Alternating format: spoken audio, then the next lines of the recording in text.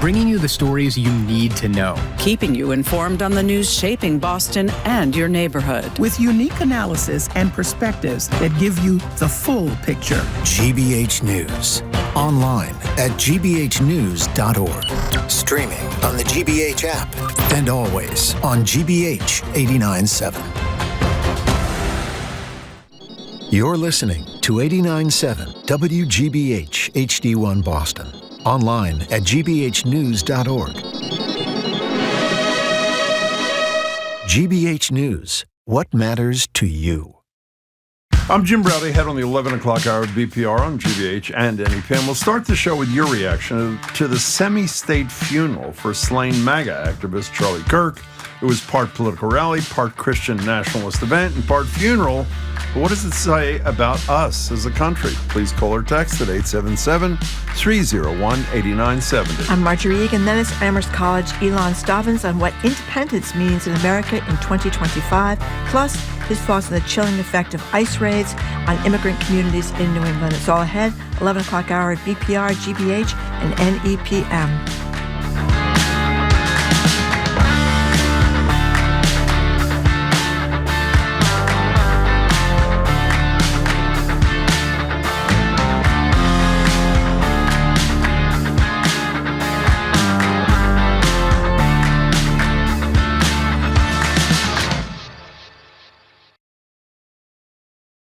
Live from NPR News in Washington, I'm Corva Coleman. Today, President Trump is expected to propose that the active ingredient in Tylenol can increase the risk of autism. NPR's John Hamilton reports that the science behind this claim is inconclusive. Trump is likely to say that pregnant women who take acetaminophen, the active ingredient in Tylenol, are more likely to have babies who develop autism spectrum disorder. The claim is based on several studies that found an association between acetaminophen use during pregnancy and autism. But other research, including a very large Swedish study, found no link. Even the studies that did find an association suggest that acetaminophen is a relatively small contributor to autism rates. Genetics is a much larger contributor. Also, autism diagnoses have roughly quadrupled in the past 20 years, while acetaminophen use during pregnancy has remained stable. John Hamilton, NPR News. The Committee to Protect Journalists says Israeli airstrikes on 2 newspaper offices in Yemen earlier this month killed 31 journalists. The media watchdog calls this the second deadliest attack on journalists ever recorded anywhere by the group. NPR's Aya Batrawi has more. The Israeli airstrikes have targeted the offices of 2 Houthi-run newspapers, both located inside a government office. That building was reduced to rubble, burying 31 Yemeni journalists and others underneath. The Committee to Protect Journalists says another 22 journalists were wounded. The group says that attack echoed other Israeli attacks on press in Gaza, Lebanon, and Iran, where it says Israel has repeatedly failed to distinguish between military targets and journalists, justifying these attacks by, quote, smearing journalists as terrorists without credible evidence.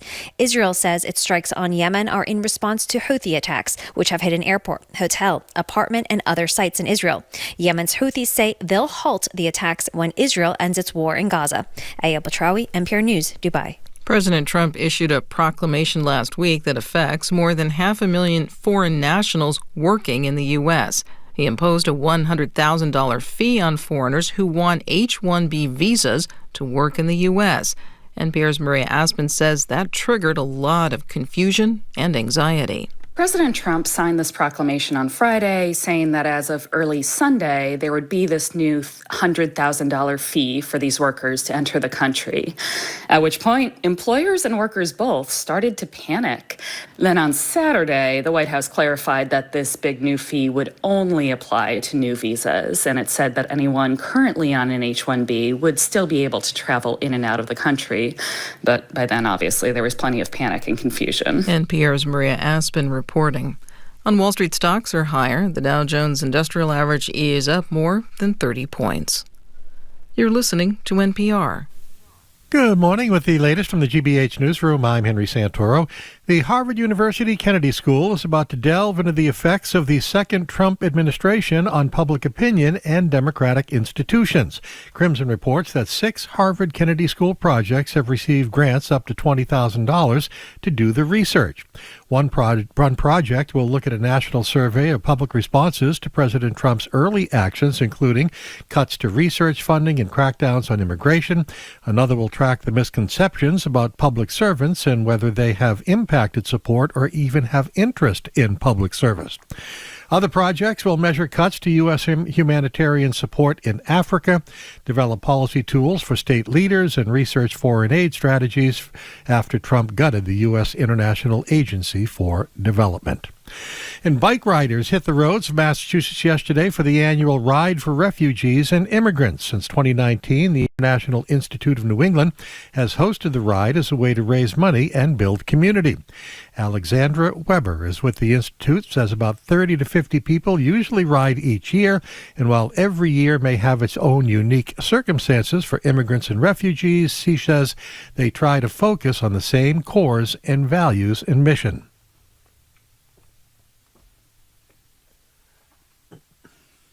That not everybody in the country wants people to fear and flee.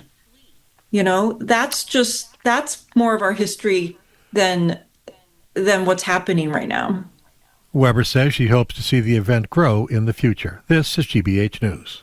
Support for NPR comes from NPR stations. Other contributors include Lilly Endowment, a private foundation supporting NPR's coverage of religion and spirituality, and Jarl and Pamela Mohn, focusing on civil liberties, foster youth, public radio, and the arts.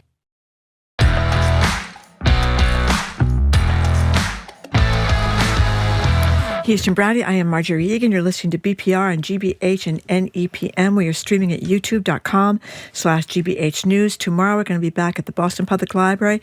We'll be there actually tomorrow, Wednesday, and Friday. Tomorrow, we're going to be joined by the mayor of Boston, Michelle Wu. She'll be with us at the Boston Public Library. And September 30th, we'll be joined by Governor Maura Healey, also at the library. Good morning, Jim. Hi there, Marjorie. So we start today's show with a reaction to the memorial service for Charlie Kirk, slain MAGA activist, co-founder of Turning Point USA organization.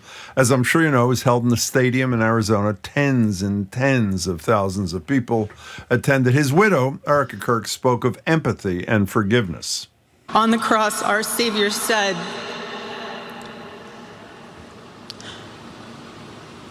"Father, forgive them, for they not know what they do."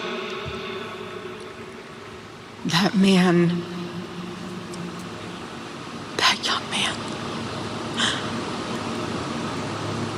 I forgive him. By the way, after she said that, the crowd went crazy in a standing ovation. The young man, of course, she was referring to was the shooter. But the funeral wasn't just a memorial service. Donald Trump couldn't help but make it about himself and took a much harsher stance on political opponents at a funeral, no less. He did not hate his opponents. He wanted the best for them. That's where I disagreed with Charlie.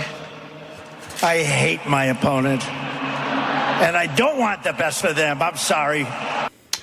So as the right positions Charlie Kirk as a martyr for the Christian nationalist movement, where do you fit in?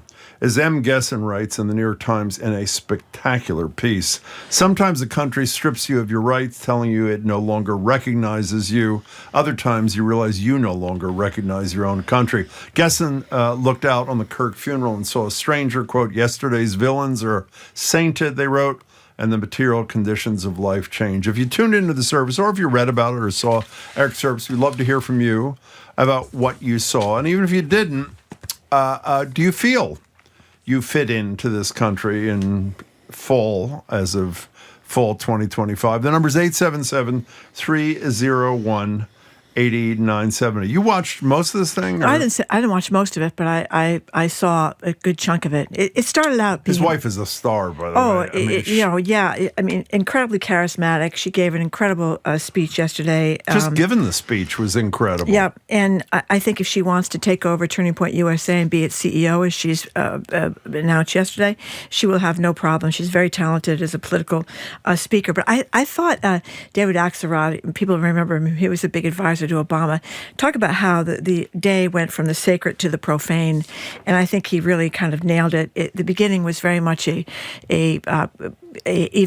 white evangelical Christian kind of funeral thing, a megachurch sort of thing. 63,000 people fit into that stadium, and there was an overflow crowd.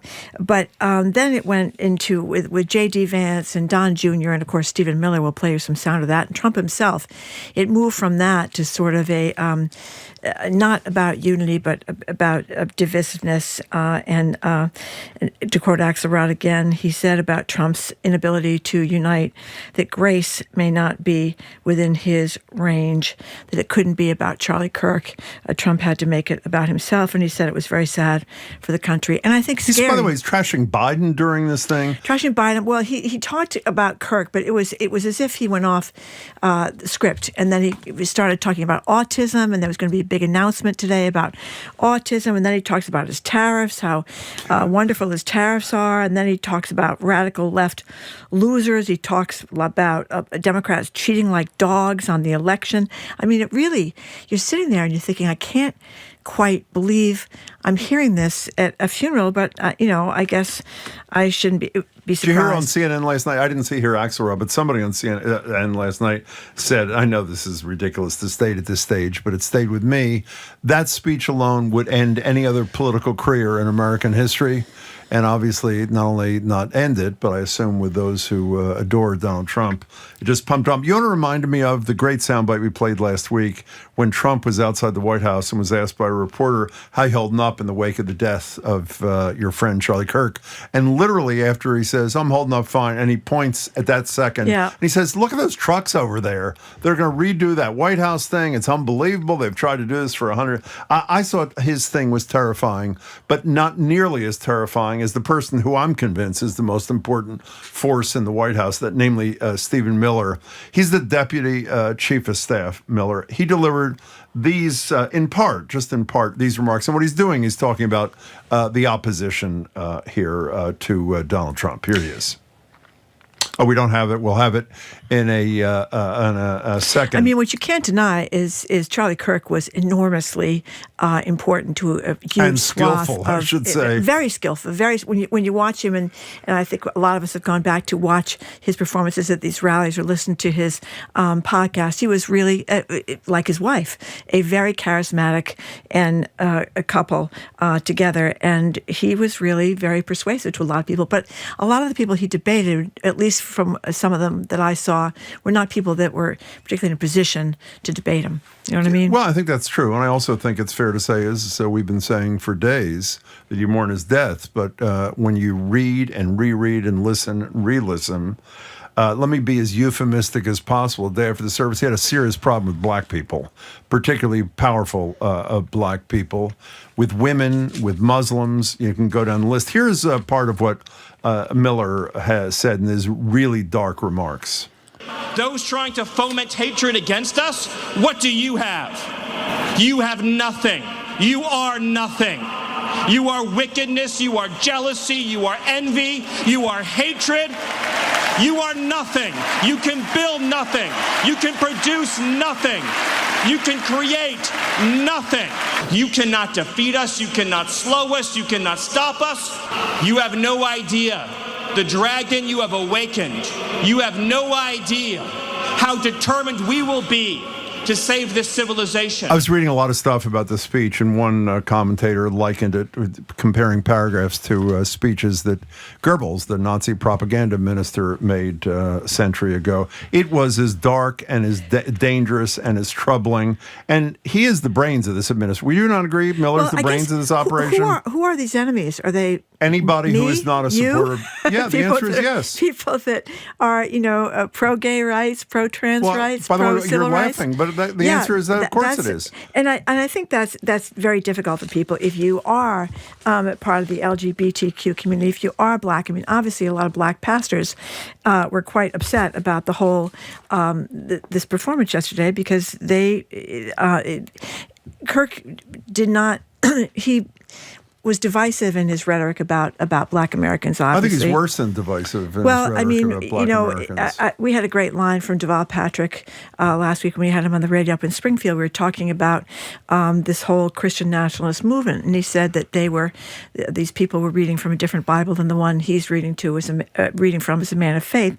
And I think that's the problem for a lot of people, although Erica Kirk did talk about forgiveness, and you've seen people do that after mass shootings around the country.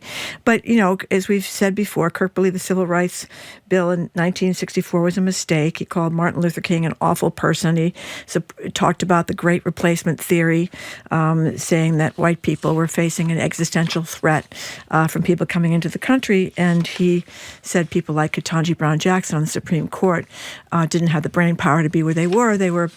She was an affirmative action candidate that took a white person's job. So you can see why, obviously, if you are a Black person or a person that believes in civil rights, it's hard to look at this. Did you not feel when you're watching this thing that it wasn't? I mean, by chance, I read Gessen's thing minutes later. The title of her piece was, "I look at this country and I see a stranger."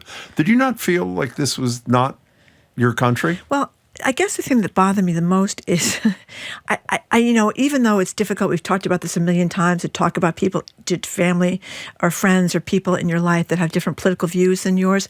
I really didn't think, until I heard Stephen Miller thinking, so the enemy is not China. The enemy is not Russia. The enemy is our neighbors. Donald Trump says that every day. Why did you need Stephen Miller? That's his whole shtick. I guess because if you're in the media and you don't agree with me, you should be shut down. Yep. If you're not, if you hit Trump, as he said, meaning if you criticize anything Trump does. I thought it was a pretty scary day. And by the way, if any of you thought it was a wonderful multi-hour event, you are more than welcome to tell us why at 877-301-897. Let's start with, I think it's Lise King in P-Town, Provincetown. Hi, Lise. Hey, hi. Thank you for taking my call. Of course. Long time, first time, one of those folks. Thank you for your topic today. I tuned in hoping you were all going to be talking about this. First of all, Gessen's op-ed was chilling and brilliant. And I've been paying attention.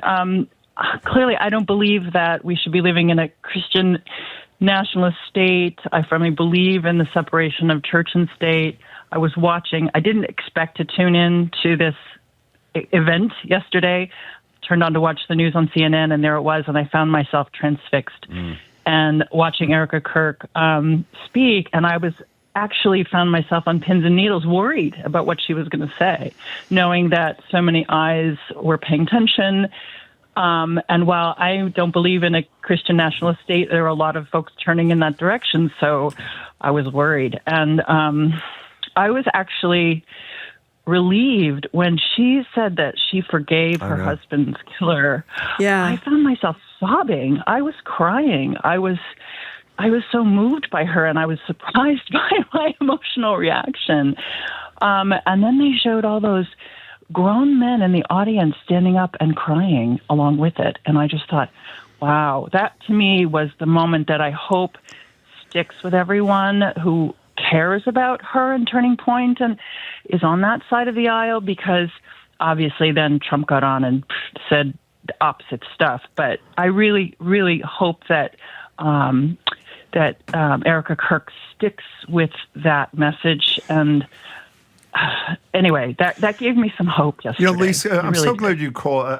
I am not a religious person, and when I hear things like that, the last time I heard something like that high profile, is when some of the family of the people that Dylan Roof murdered in Charleston, I think it was literally the next day, some of the mothers or siblings were saying they forgave Roof, which is just something that I can't even imagine. But I had the exact same troubled anticipation you did, and I think I had the exact same reaction to Erica Kirk as you did. Hey, Lise, call us again, please. Thank you for your first call. We really appreciate it. Lise King from P-Town. Okay, here's an interesting one. Please stop saying Kirk was a racist and had a problem with Black people. He did not see race. He wanted people to earn their positions based on merit alone, not because of race quotas. He despised affirmative action.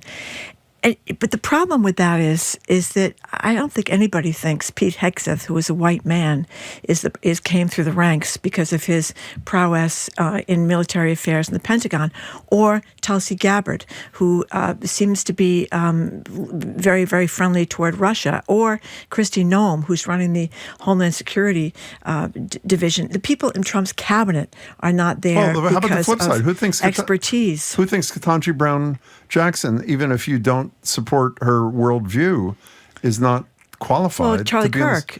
Exactly. I'm responding to this texter, so I don't understand where they're coming from. But a big theme today, looking through the text, is that there was no looting and violence post the murder of Charlie Kirk. That is a big theme on the right today. Excellent.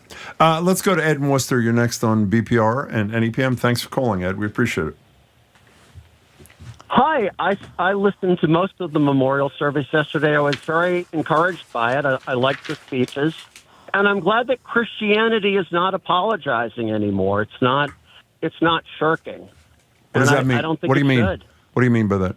It means I think people are bold about their faith and that their view of human relations is informed by their faith. I love it that I have people in government who are willing to talk openly about their faith. I think that's great. When was Christianity in the United States shirking, Ed? What's an example of that? All my life, up until the last couple of years. How so? I mean, all of my life up until... How so? I mean, give me an example. You know. What? 10 years ago, people considered Mike Pence, who very seldom talked about Christianity as explicitly as I heard yesterday. People considered Mike Pence to be the avatar of evangelical Christianity. He never really talked about his faith in public that I heard. And if he did, he talked about it in very vague ways, not in explicit... Well, Ed, Mike Pence shut down AIDS care in his state of Indiana because of his animus against the gay community. I don't think that's a very Christian thing to do. Do you? First of all, I don't know that's what he did. That's what he did.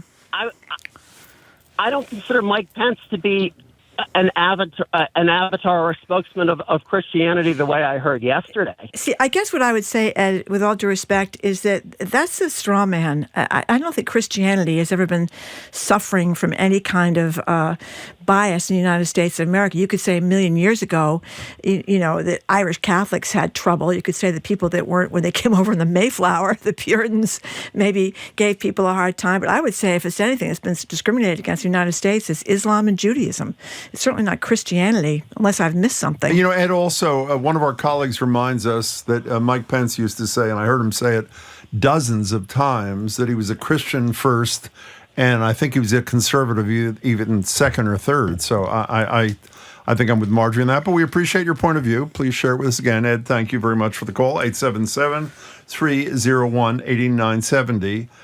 Here is another sterling moment from Donald Trump yesterday. Again, this is a service to celebrate the life of somebody that he allegedly loved, Charlie Kirk. And here is what he had to say, and using one of his favorite words, loser. Here's Trump. Over the last 11 days, we have heard stories of commentators, influencers, and others in our society who greeted his assassination with sick approval, excuses, or even jubilation. You've heard that. So have I. Couldn't believe it. Some of the very same people who spent the last 8 years trying to sit in moral judgment of anyone who disagreed with them about politics suddenly started cheering for a murder. Incredible. You know the names. They're major losers. Who are by the way, I know they're major losers, and some people on social media did. Who are the major public figures? Are people who have enough stature for other people to listen to them who were celebrating the assassination of Charlie Kirk? Who were they? I am not familiar with anybody. I'm not familiar with one. People online. Social media stuff. Mostly anonymous, but social media types who, again, they're straw man. Well, they've tried to say that Jimmy Kimmel was doing that, but he was making fun more of Trump and of the effort to make the shooter in this case not part of the MAGA movement. But I don't think he was certainly, he wrote a very he talked about sending his love from his family on to Twitter. The Kirk family. Yeah, so Twitter, he was certainly not celebrating the murder. We're talking about yesterday's memorial for Charlie Kirk, attended by somewhere in the nearly 100,000 people, counting the spillover in Arizona, and how you reacted to it. Particularly, it was like a state funeral. I mean, was it 3 or 4 members of the cabinet? RFK, Hegseth, Rubio. I may be missing one. Vance. Musk was there, Donald sitting next to Trump. Musk didn't speak, though, did he? No, I don't think but he was sitting next to Trump. So they had a rapprochement. I guess that's some unity that came out of this thing. The thing to me that's troubling about this is that Kirk was talking about a diminution of people's rights. And I don't think that is, and I'm a Catholic, that is not the New Testament I read. It's expansion of people's rights, a tolerance for people's rights, and forgiveness, as the wife said. It's not about dividing people. It's about bringing people together. And I think that's where there's this... at least from my understanding, a misunderstanding of what the message was of the New Testament. Let's go to Hingham. Paul, welcome. Hi. Hi, thanks for your time. I have listened to some of Stephen Miller's comments and the president's, and I find it really disturbing because I feel like they're wrapping themselves up in the flag of Christianity and using it to crush anybody else. And I think it bears notice that in World War II, on the Eastern Front anyways, German soldiers wore belt buckles that said, God mit uns, God is with us. And online, a lot of right-wingers have talked about the Charlie Kirk murder as their Reichstag moment. Like, this is really scary to me, to be honest with you. Yeah, I found it pretty scary there yesterday, too. Paul, I'm glad you added your point of view. Thank you very much for doing it. Well, you know what's scary? There's a rage problem, I think we can conclude at this particular junction with Stephen Miller. Because you do wonder, we'll talk about the immigration situation a little while with Ilan Stavans. Why this brutality? Why breaking people's car windows, smashing into people's cars they're driving down the street, dragging people away? These are people, for the most part, who've committed civil infractions, not criminal infractions, civil infractions. And who are dedicating their work lives not only to trying to support their families, but helping us. I mean, in service positions at relatively low. Well, I mean, we've played this before. We're not going to play it today. You remember when Stephen Miller, I think, was running for class president at his high school in California? Oh, yeah, he was picking on the custodians. The Latino janitor who he was trashing. That was one of his major... He's got a real problem. He's got I think he's really got an anger problem. He's got a racism problem. And I don't know everybody inside the White House. They say Susan Wiley is a very powerful person. Oh, by the way, she gave a very appropriate. Yeah, she did. She was very appropriate. But don't you get the sense as an outsider, Miller is the key guy in terms of driving the Trump agenda, at least inside the White House, don't you think? Yeah, he seems to be worked into a fever pitch, and I would imagine he manages to work other people into fever pitches that are around him. Anyway, we're talking about the reaction yesterday, the memorial service to Charlie Kirk. We're talking about the very moving, I think, eulogy by his wife, Erica. In between, toward the end of the service, a lot of political posturing and talking about who's an enemy and who's not an enemy. I'm Marjorie Egan. He's Jim Browder. You're listening to BPR and GBH and NEPM and streaming at youtube.com/GBH News.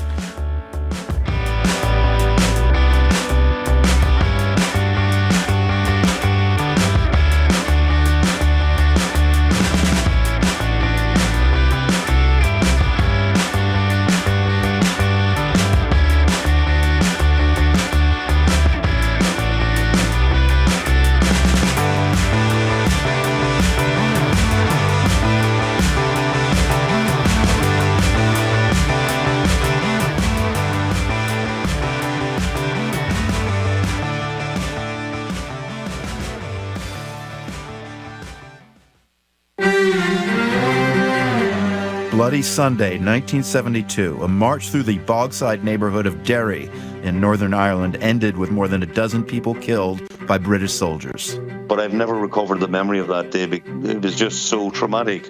Now, a new trial against one of the alleged perpetrators. That's next time on The World. This afternoon at 3, here on GBH News 89.7. Our programs are made possible thanks to you. And Mass Humanities, presenting Voices and Votes, Democracy in America, a Smithsonian exhibition in Douglas, now through October 25th, in collaboration with Massachusetts 250. masshumanities.org. And Moderna. mNEXSpike COVID-19 vaccine mRNA by Moderna is available. More information about mNEXSpike is available from pharmacists and medical providers.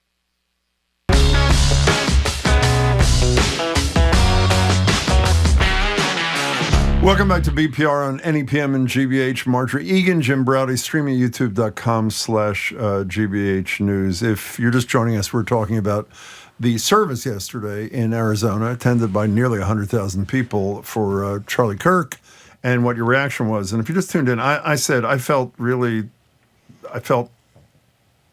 alienated. Let's put it modestly by that. And immediately after, by chance, I read the brilliant piece by M. Gesson in the New York Times. I look at this country and I see a stranger, and I realized that was the word I was trying to come up with. I felt like a stranger in this country after having watched at least, 90 minutes or more, particularly by Trump, by the way. I didn't see Miller. I heard Miller, and we played some of his disgraceful, vicious sound at a memorial, I should say, a couple of minutes ago. But we want to know what your reaction was. If you saw it, you read about it, you saw clips. Gene, you're in Vermont. You're next on BPR and NEPM. Hey.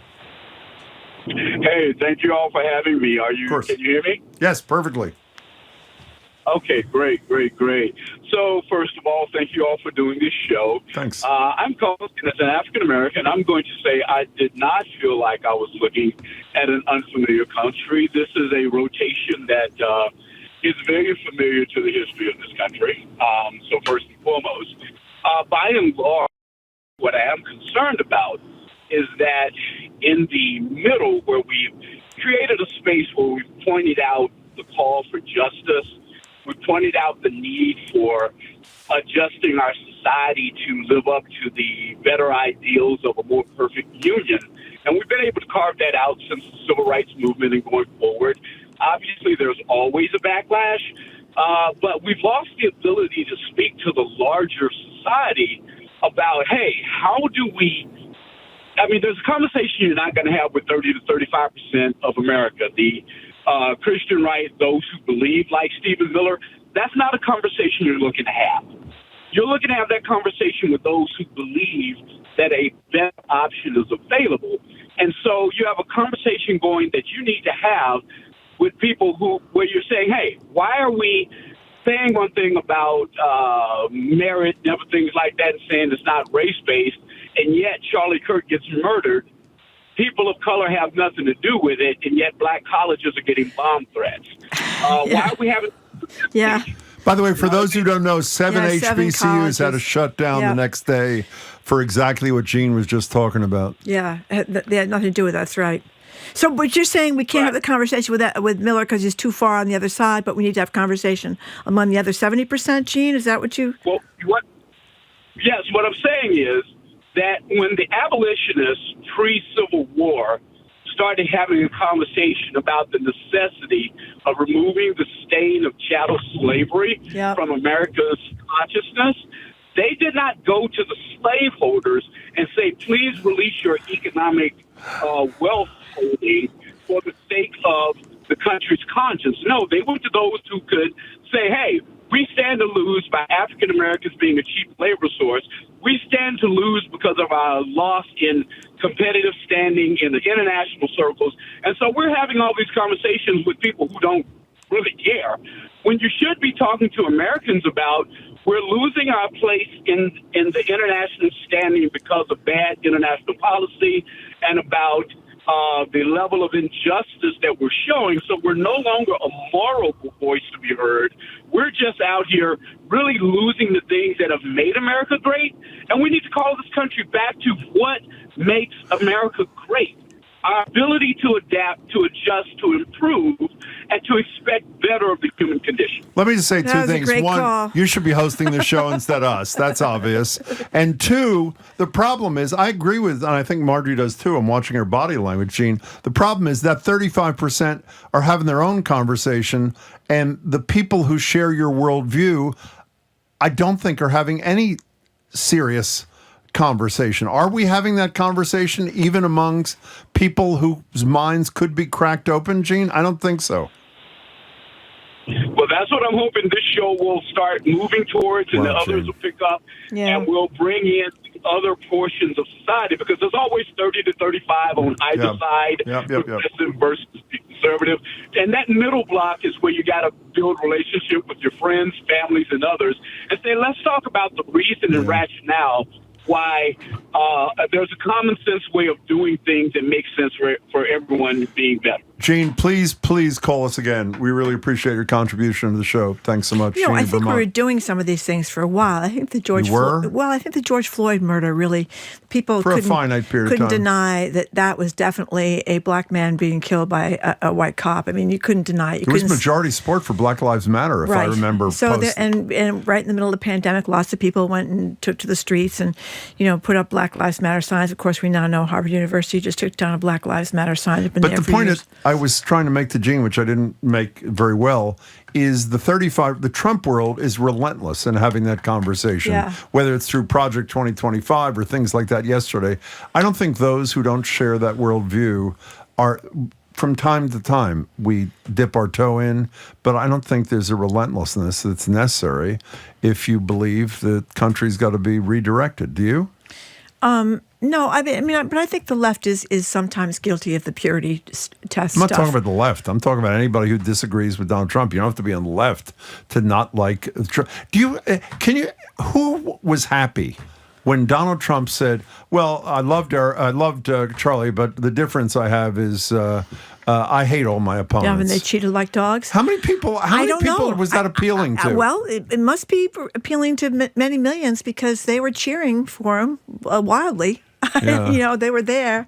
People get up at 3:00 in the morning to go to this memorial service. But what's proof we have to go? But what's proof to me that... And obviously Trump and Kirk were aligned on a lot of their views. We're going to talk about this a little bit later in the show. I'm not sure where. But what's significant to me is Trump's numbers are in the 40% range, which means almost 60% are unhappy. Having said that, people still prefer Republicans to Democrats on critical issues like crime, immigration, the economy, meaning the opposition is not doing a very good job. Well, Democrats should probably keep Chuck Schumer off TV. That might help them if they... I'm with you. Or lose the glasses on the end of the nose. One of the two things. Coming up after this quick break, we're going to talk with Amherst College professor Ilan Stavans on the meaning of the word independence in 2025 and the chilling effect of ICE raids on immigrant communities. I'm Marjorie Egan. He's Jim Browdy. You're listening to BPR and GBH and NEPN, streaming at youtube.com/GBH News.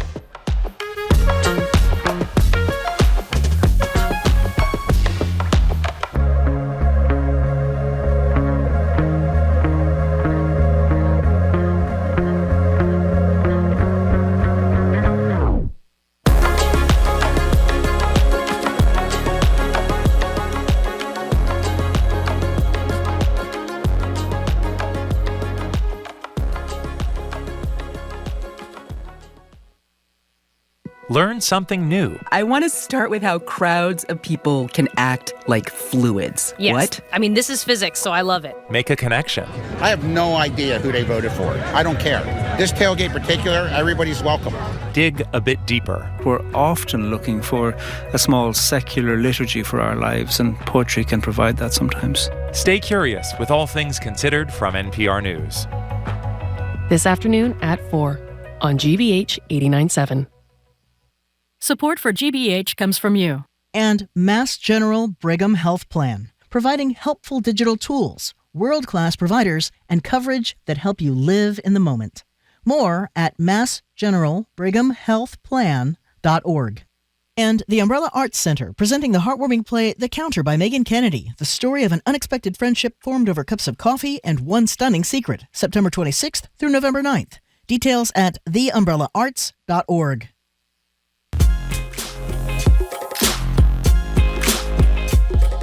Welcome back to BPR and GBH and NEPM. Marjorie Egan, Jim Browdy, streaming at youtube.com/GBH News. We're back at the library tomorrow, Wednesday and Friday. Tomorrow, the mayor joins us at noon for an hour of Ask the Mayor. That's Michelle Wu. Right after her is Andris Nelson, the music director, conductor at the BSO. And September 30th at the library, an hour of Maura Healey for Ask the Governor. Joined on Zoom by Ilan Stavans, professor of humanities and Latin American and Latino culture at Amherst College. His latest book is Lamentations of Nezahualcoyotl, Is he smiling at me, Marjorie, or not? He is smiling at you. Nahuatl poems. How close was that today? Not good? You were very close. You are redefining the Nahuatl. Yeah, we embarrass ourselves routinely He's with also this. the publisher of Restless Books, an independent nonprofit publisher devoted to championing essential voices from around the world. Ilan, you're a kind soul. Good to see you. It's always good to see you. Yeah, so in addition to our embarrassing ourselves in the name of your book, well, we don't embarrass ourselves on this, actually. You do a word of the month with us all the time when we speak to you, and this month is independence. So why'd you choose it? Independence seems to be certainly on my mind, and if not on everybody's mind. Let me first define what independence is. I would say it's the condition of being autonomous or being oneself autonomously and without outside control. There is a feeling in us Americans of wanting to be independent and wanting to be individualistic, but there is also this moment in which we are losing our independence, and our president is taking over areas of speech and areas of activities, ways of thinking that are becoming increasingly dangerous. I wake up in the morning with a feeling that we are inside a George Orwell novel. Yeah. Well, there is a bright side, independence-wise, about the president of your country. Tell us that.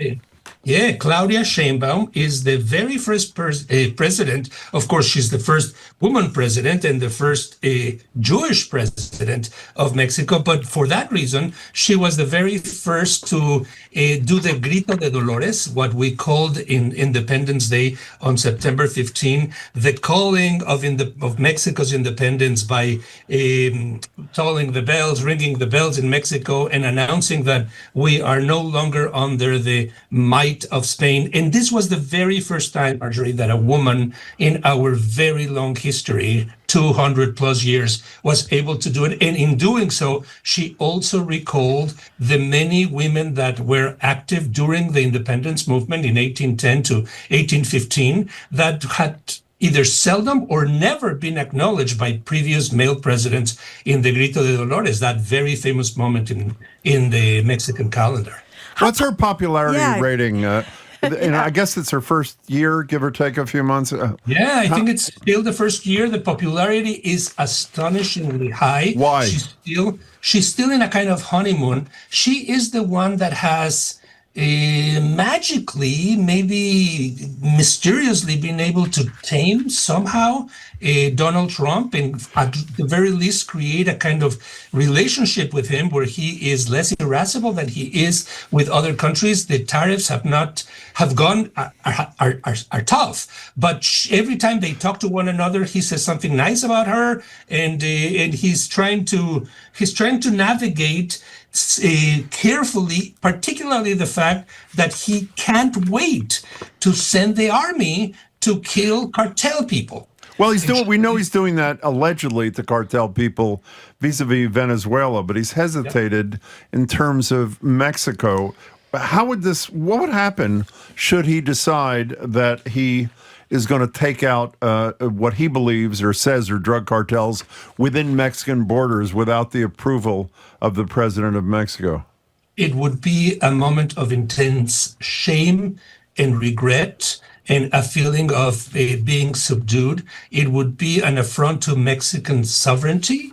And that is what Sheinbaum keeps on saying. She is ready to work, and even she pleases him by deporting cartel figures to the United States much more frequently than the Trump cabinet has been asking. But she keeps on repeating, and I think it's loud and clear, that any attempt to send the army, drones, airplanes to Mexico would constitute an invasion, and that is absolutely not acceptable. Can I be superficial for 1 second? I think she has worked him brilliantly.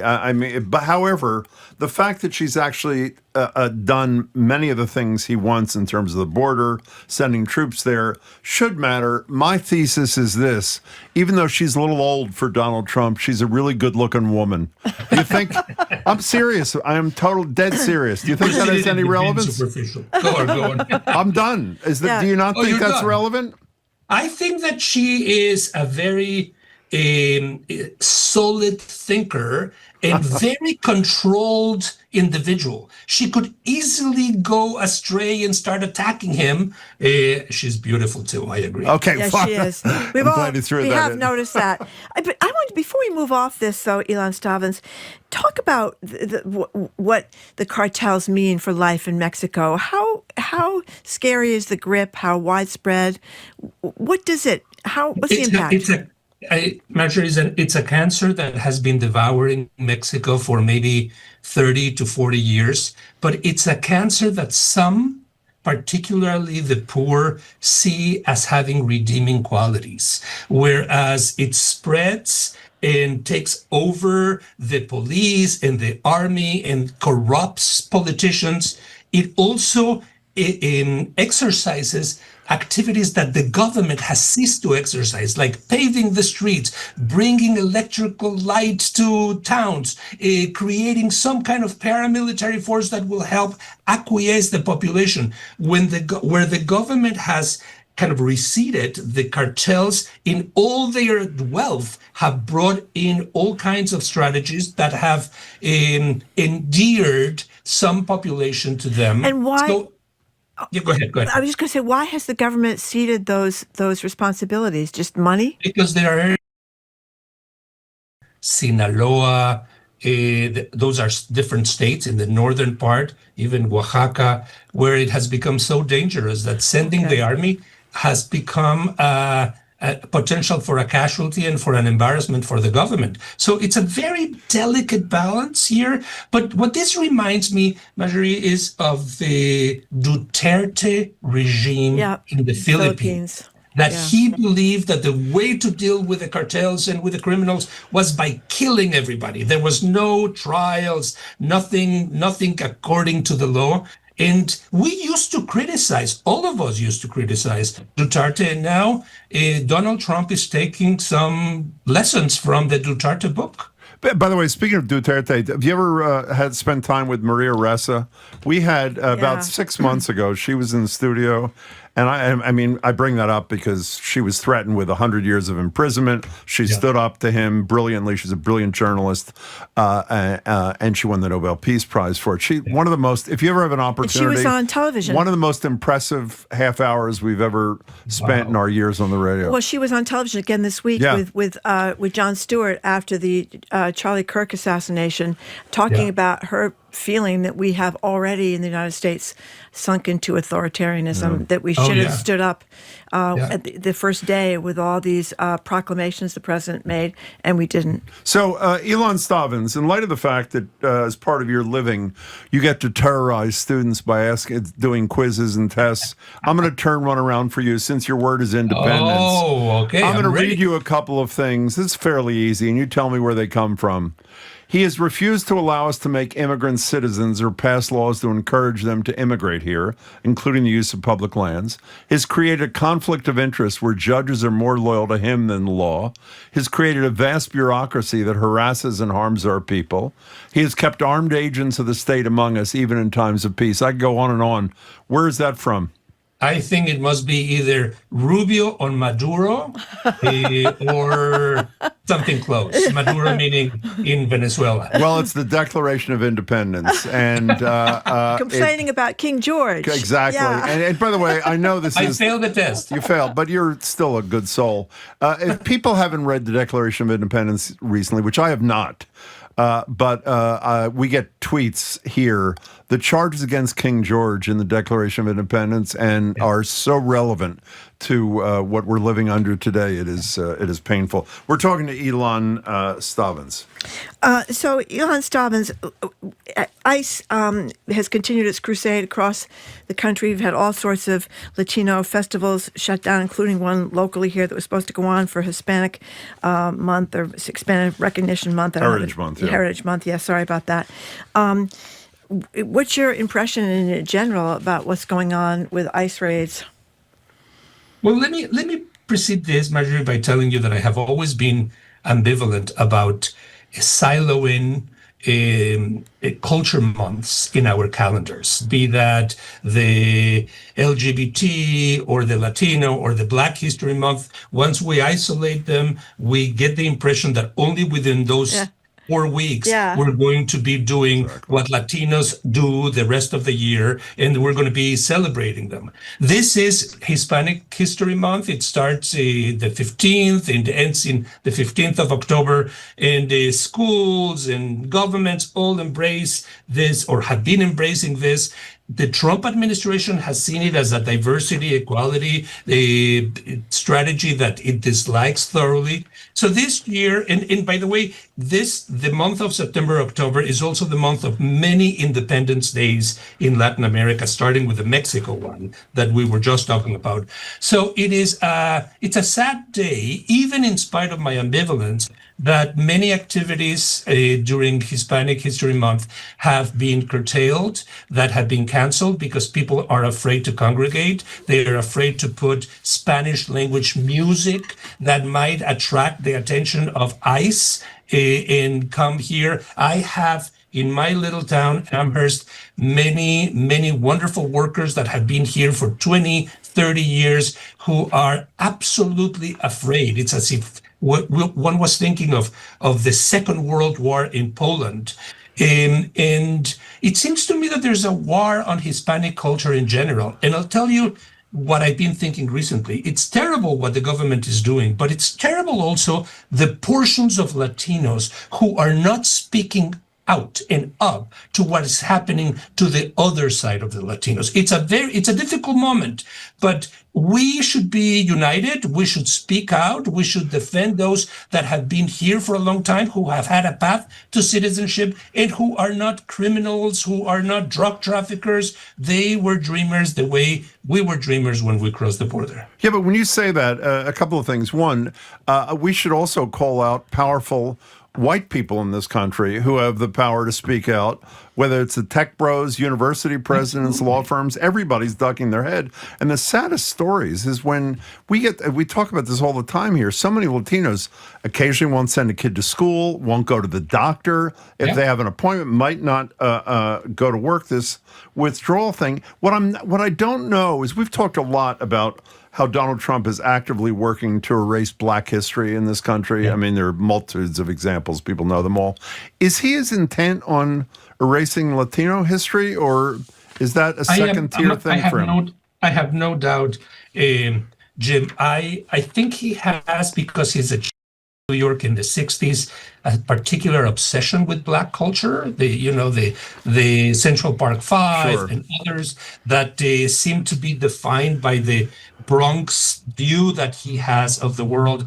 But the United States' fastest growing and largest minority is that of Latinos. It's a very diverse minority. It's a minority that is right now at the epicenter of the big debate of what role do we have or don't have in the United States. The U.S.-Mexican border is a wound that is not.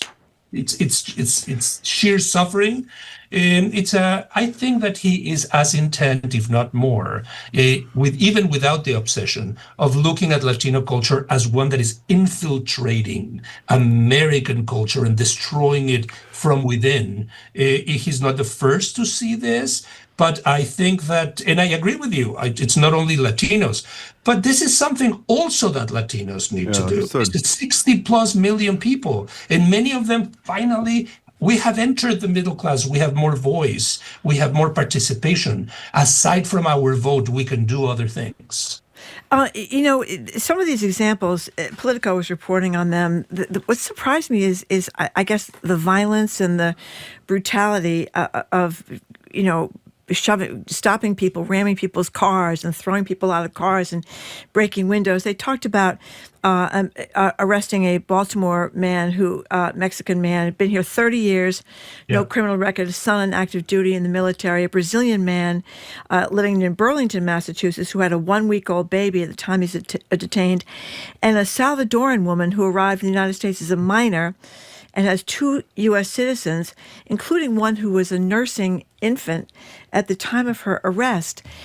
How about those Guatemalan kids where the Department of Justice lied to the court and said their parents wanted them back in Guatemala, and the judge called them out? And coming across the border illegally is a civil offense. It's kind of like, screwing someone on a personal injury claim or a contract or something. It's a civil offense. That, to me, is what's been so stunning about this. And the courts keep on insisting that this is illegal, that the government doesn't have this jurisdiction, that they should restrain themselves. And yet, this is a government that doesn't seem to be paying attention to the courts, sees them as nuance, as like a mosquito that you can get rid of. And that is a very dangerous breach of the different levels of government that should be acting autonomously and respecting one another. That, again, is a sign of the fascism. Yes, I'm not ashamed of saying that word, that usurps spaces where judges should be independent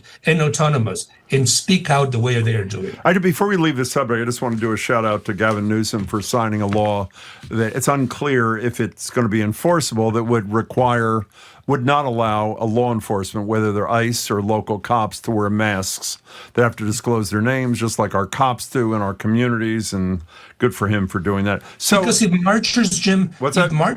If Trump says that the marchers in LA and in other cities should not be using masks, I absolutely agree with the fact that the police and the ICE should not be wearing masks. Yeah. Let's all identify and see who we are. So I'm going to play a little sound for you, and you'll understand the relevance in a minute. This is Barack Obama at a town hall meeting in Georgia in July of 2008. It's embarrassing. It's embarrassing when Europeans come over here. They all speak English, they speak French, they speak German, and then we go over to Europe, and all we can say is merci beaucoup. Well, even though I don't think we're doing much better on second languages in this country, you'll correct me if I'm wrong, this AirPod thing, I was dying to get your sense. There are new AirPods that have the ability almost spontaneously I love this. to translate at least a handful of languages into English within a second. I'm joyous. I'm so happy that you're asking me that question. Okay. Waiting to ask me that question.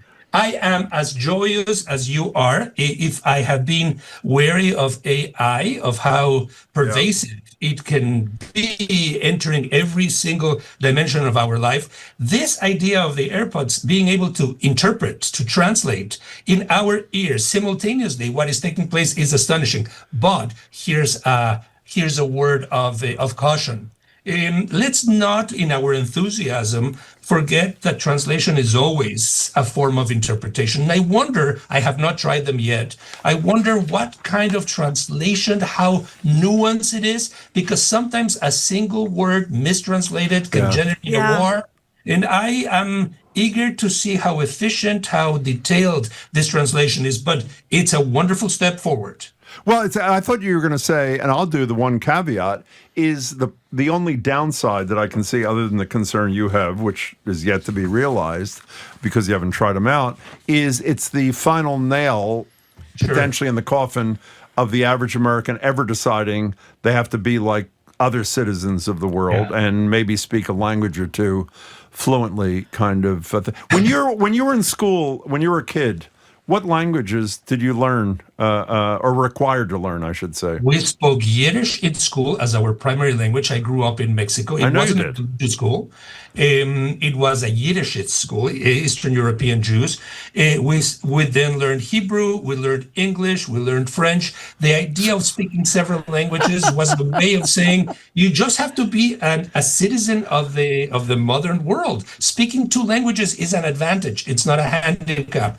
Yeah, I think, Jim, that this might, I don't know if the coffin needs another nail, but if there is one needed, this is the one. Americans are allergic to foreign languages. And when they speak a second language and they are from the working class, like many Latinos, they are told to go back home, speak Spanish in your country. But if you are white or if you are affluent and you speak two languages, whoa, that's miraculous. You might even get a Rhodes Scholarship. By the way, Ilan, I was just suggested, my coworker Jamie suggested I alert you to something you probably don't know, that in my bar mitzvah class, I won the award for the fastest reader of Hebrew. It wasn't a comprehension issue. It was a speed issue. And nothing to do with meaning, right? Nothing to do with meaning. Hey, Ilan, it's great to see you. Thanks so much for your time. Thank you very much. Great to speak with you as always, Ilan. It's always a joy. Be well, guys. Be well, you too. We have been speaking with Ilan Stavans, professor of humanities and Latin American and Latino culture at Amherst College. His latest book is Lamentations of Nezahualcóyotl. I'm close. That's much better than mine. Nahuatl poems. He's also the publisher of Restless Books, an independent nonprofit publisher. Thanks again to Ilan Stavans. We're saying goodbye to the folks listening on NEPM. Make sure to tune into the fabulous 413 starting at 3 this afternoon. The show continues here in Boston, coming up after the noon news on 89.7. GBH, Brian McGrory, former editor of the Boston Globe, now heads up BU's journalism department. I'm Marjorie Egan. He is Jim Browder. You're listening to BPR on GBH and NEPM. Streaming at youtube.com/GBH News. Hey.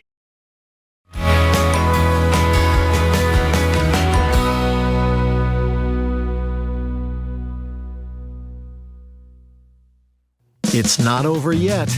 More smart conversation about community issues up ahead with Jim Browdy and Marjorie Egan on Boston Public Radio, right after a news update from NPR. Stay with us here on GBH 89.7. Funding for our programs comes from you. And GM Roth Design Remodeling. Dreams delivered. With custom kitchens, bathrooms, and additions. Serving New England for over 39 years. Learn more at gmroth.com. With his hometown ravaged by the opioid epidemic, a local attorney takes on giant pharmaceutical companies to fight for his community. Watch POV, The Bitter Pill. Tonight at 10 on GBH2. You're listening to 89.7 WGBH HD1 Boston. Online at gbhnews.org. GBH News. What matters to you?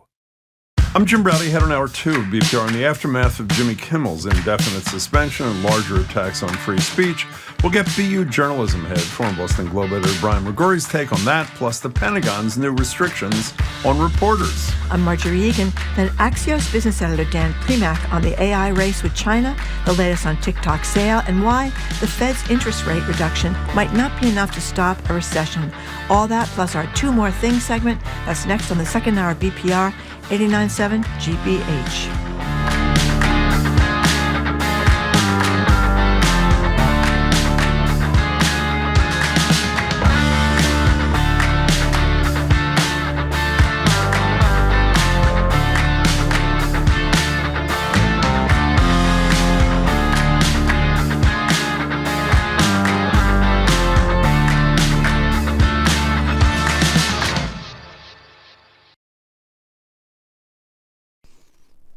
Live from NPR News, I'm Lakshmi Singh.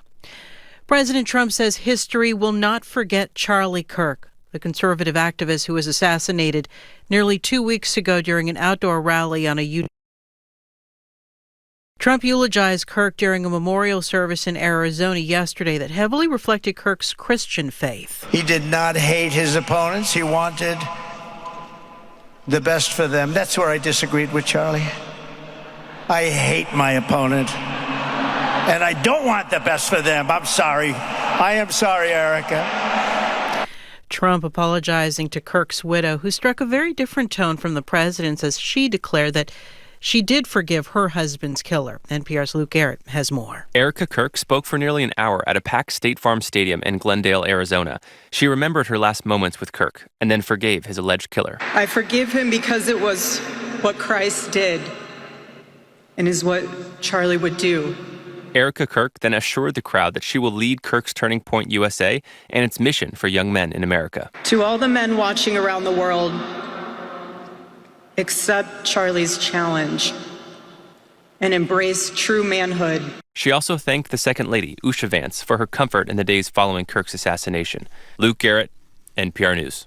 Erica Kirk embraced the Trump at the end of the president's remarks as a choral rendition of America the Beautiful rang out from speakers at the event. A 22-year-old man faces aggravated murder, firearms, and obstruction charges in connection with Charlie Kirk's killing. Utah prosecutors have said they will seek the death penalty. The war in Gaza will figure prominently at this week's UN General Assembly in New York. France is set to announce its recognition of a Palestinian state, as have several other major Western countries, while the U.S. and Israel stand opposed. Despite the growing international push for a sovereign Palestinian state, many living in the Israeli-occupied West Bank, and especially in Gaza, say there's little to celebrate as the war rages on. Here's NPR's Carrie Kahn. 40-year-old Mohammed al-Najjar lives in a tent with his family of 7 in Gaza City, which is under Israeli evacuation orders. He says recognition has no value. With the war and Israel's genocide continuing, he says, they eliminate people, trees, everything. What Palestinian state is the world talking about, he asks. Israel's prime minister says recognition rewards Hamas for terrorism. He's threatened retaliation. France and Saudi Arabia hold meetings this week on Palestine recognition at the UN. A Saudi official who was not authorized to speak to the press told NPR it informed Israel via Washington that any retaliation is, quote, outright rejected. Carrie Kahn, NPR News, Tel Aviv. From Washington, this is NPR News. Good afternoon. With the latest from the GBH Newsroom, I'm Henry Santoro. Harvard University could be on the hook for upwards of $10 million if it continues its H-1B visa program. The Crimson reports that for the past 7 years, Harvard has sponsored an average of 125 visas per year. And with President Trump's recent move to have sponsors pay $100,000 per visa, that cost could soar to $10 million or more. A mother of 3 who was arrested and detained in Worcester by federal immigration agents will have a hearing before a judge in Chelmsford tomorrow. Roseanne Ferreira de Oliveira of Brazil was arrested by ICE agents on Eureka Street on May 8th. At tomorrow's hearing, she and her lawyer will present a case to have her stay in the United States. You may remember this situation as chaos erupted when she was taken into custody. More than 30 people screamed at the ICE agents, demanding that they show a warrant for her arrest. Her 2 daughters stood by, watched as their mom was taken away. The Department of Homeland Security claims that Ferreira de Oliveira entered the country illegally in August of 2022. However, her lawyer says she was paroled and allowed into the country by ICE as she pursued asylum.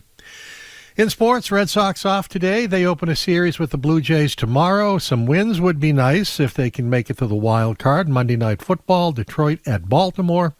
In the forecast, partly cloudy, low 70s today. Partly cloudy overnight, low in the low 50s. Mostly cloudy, 80 degrees tomorrow. We'll take it. This is GBH News. Support for NPR comes from NPR stations. Other contributors include Charles Schwab, offering investors choices like full-service wealth management, advice, investing, and trading on Thinkorswim. Learn more at schwab.com. And from the Doris Duke Foundation.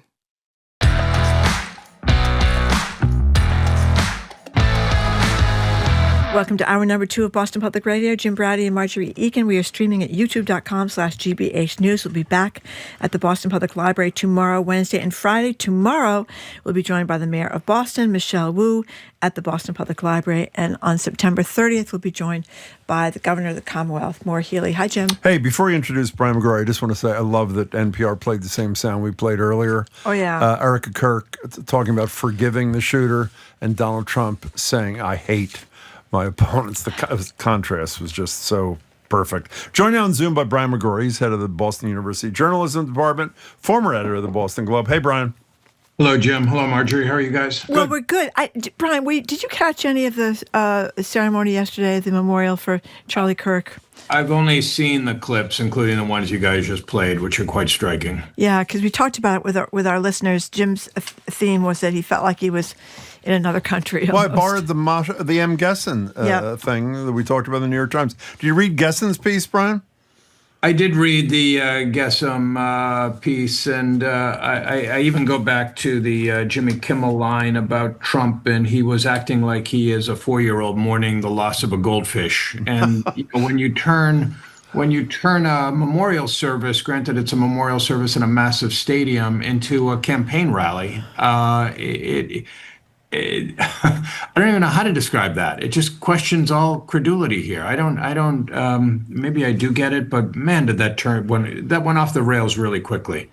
Yeah, and Gesson said in their piece about being trans, we do not exist. That was her, or their, I should say, sense of the trans estimation in much of what we heard yesterday. And they go on to say, the feeling that I am on borrowed time in my own home is a familiar one. She talks about growing up in Russia. I hesitate to be naive, which I'm about to be with you, because you're going to crush me like a bug. But as I'm watching Trump's speech last night, I say to myself, there's no other politician in American, at least my lifetime in American history, who could give that speech, particularly at a memorial, and survive politically. And then I stepped back for a minute, thought felon, sexual abuser, tax fraud, tells in a post on Truth Social, his attorney general she should prosecute some politicians he doesn't like, make sure that the Justice Department doesn't prosecute his border czar, who was a bagman for 50,000. I mean, it is unending, and they dominate American politics, even though his numbers are not so hot, unlike anything I have seen. What's going on, do you think? So I agree with all of that, Jim. Maybe even including the part that you're naive. But what I would say to that is that I wouldn't so readily discard the notion of his declining poll numbers, because they're not just declining; they're really falling off a cliff. They are. And I don't know if you caught it. David Frum had a column that was very good very recently in The Atlantic. Trump is almost in a race against time right now. He is trying to do everything humanly possible ahead of his polling numbers just going so low that it's completely unrecoverable. And I actually just took a look ahead of this talk. His numbers, The Economist runs a really, really good approval rating tracking poll. And they have Trump, his high point was +4 in approval rating in mid-February. He's now -17. And it is a ski slope downward. Even on the issues that you would think that he was strongest on, he went from being +10 on the economy to being -20. He went from being +5 on inflation to being -30. And I know he is dominating politics right now. I agree with you entirely, Jim, but he's dominating politics to an increasingly smaller base of supporters.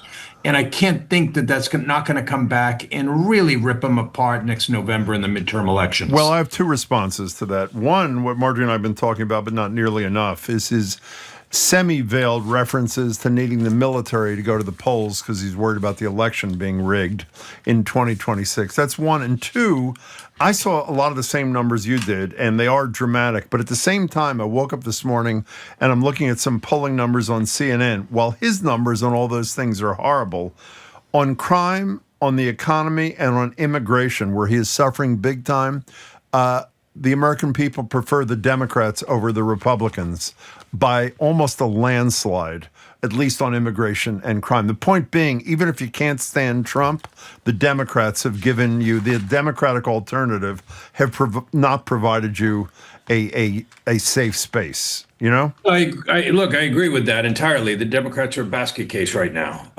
They don't know how to counter Trump. They have no person to counter Trump with. Right now, probably the most prominent Democrat in the country is Gavin Newsom in California, and I don't think he is necessarily going to play well in a general election if he is in fact their candidate. Why? Because he's from California, has slick back hair? Why? Both of those. Why really? Why? He is extremely slick, and I don't know if that's what the American public wants right now. I mean, look, the opposite of him, the opposite of slick, is this guy out of Illinois, Pritzker, who is. You can say it. He's seriously overweight, even though he's losing weight, and he's a billionaire. But he's a pretty effective messenger, he is an don't you effective think? spokesman for the party, I mean, he could give Newsom a run for the money. I also am not foreclosing the idea that the Democratic nominee is somebody we don't even know right now because they haven't been prominent in the public realm at this point. Do you worry about, I'm sorry, one last thing, Marjorie. I want to get back to what I said, Marjorie and I have talked about mostly off air, not enough on air, about these references from time to time about how rigged the midterms are going to be. And if he has to send in the military to, quote, protect the voting machines, whatever that means. Do you worry about Trump seeing declining numbers come the beginning of 2026 and deciding that he has to rig the rigged election to win this thing?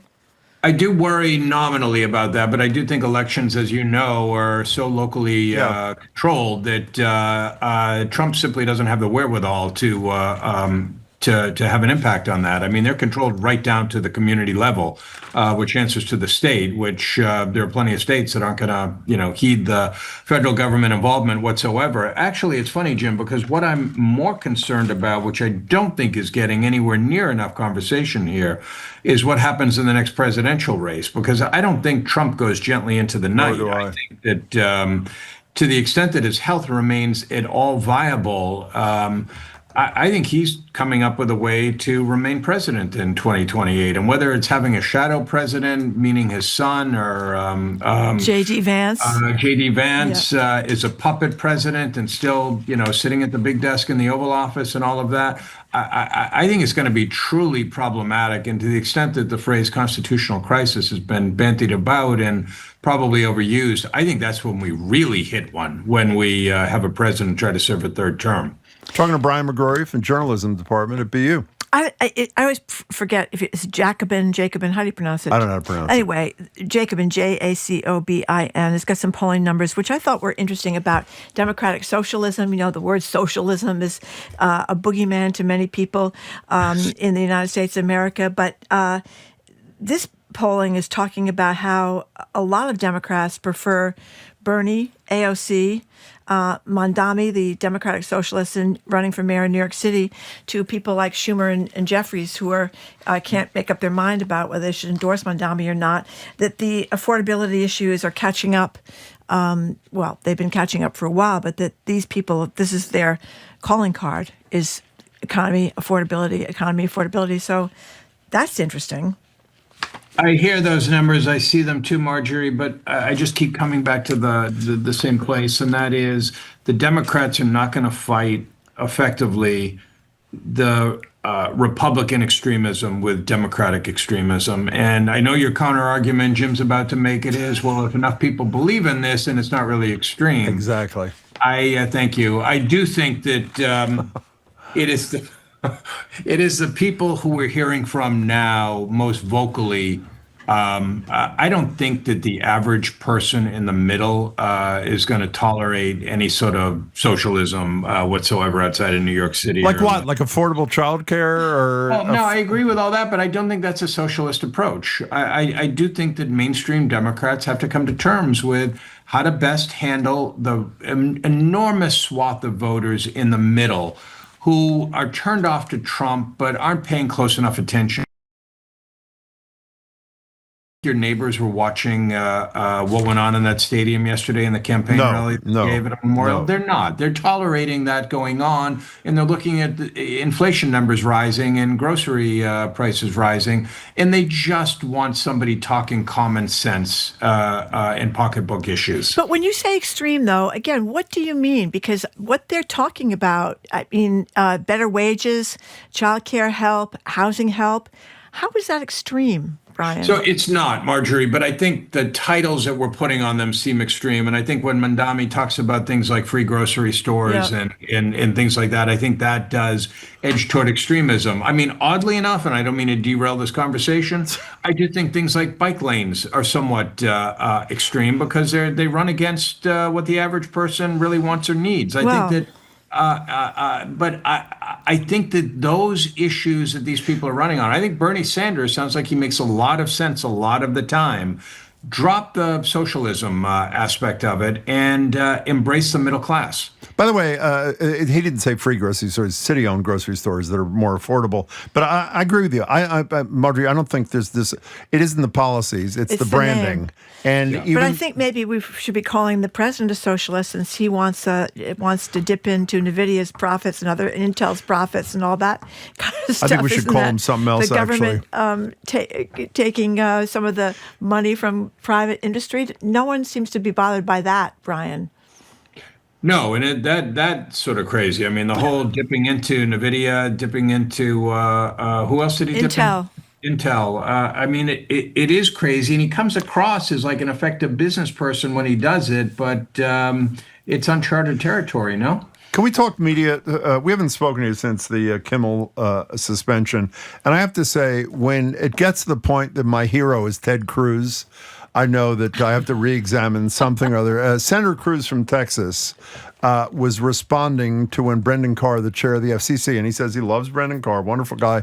When Brendan Carr, prior to the Kimmel firing, said we could do it the easy way or we can do it the hard way. Here's a little bit of what Cruz had to say.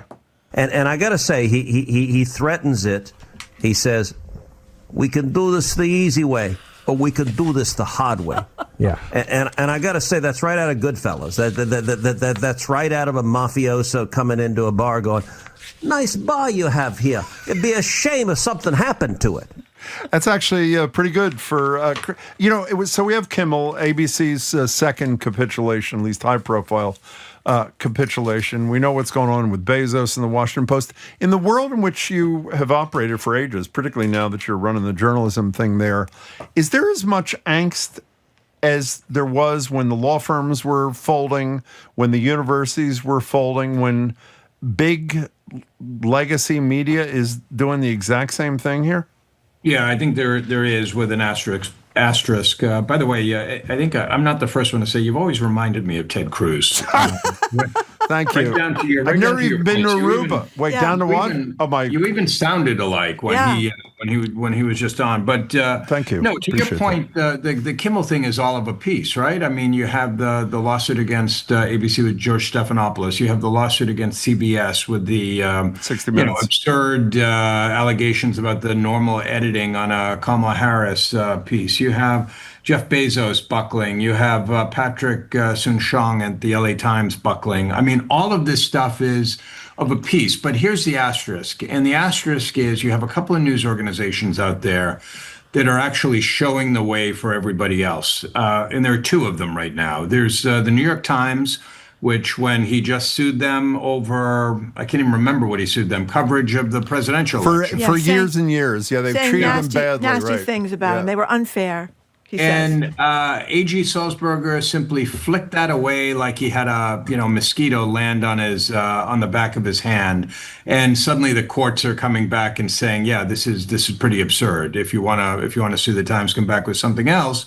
And then you had the Wall Street Journal, and I don't know that Rupert Murdoch is a hero for this age, given what's happening at Fox News, but Murdoch with the Journal is a very different person. Yeah. And when the Journal published the Jeffrey Epstein, the Trump drawing in the Jeffrey Epstein birthday catalog, or whatever you want to call it, and Trump immediately sued them, the Wall Street Journal shrugged and said, do what you want to do. And then within a few weeks, they got a leak of the actual drawing. They published it, and Trump was back on his heels. So I think what you're seeing is, the Times and the Journal are providing a playbook. Just ignore the guy. Just do what you set out to do. Do what you need to do. But you have too many people, and I think Bezos is the poster child for this, whose businesses are intertwined.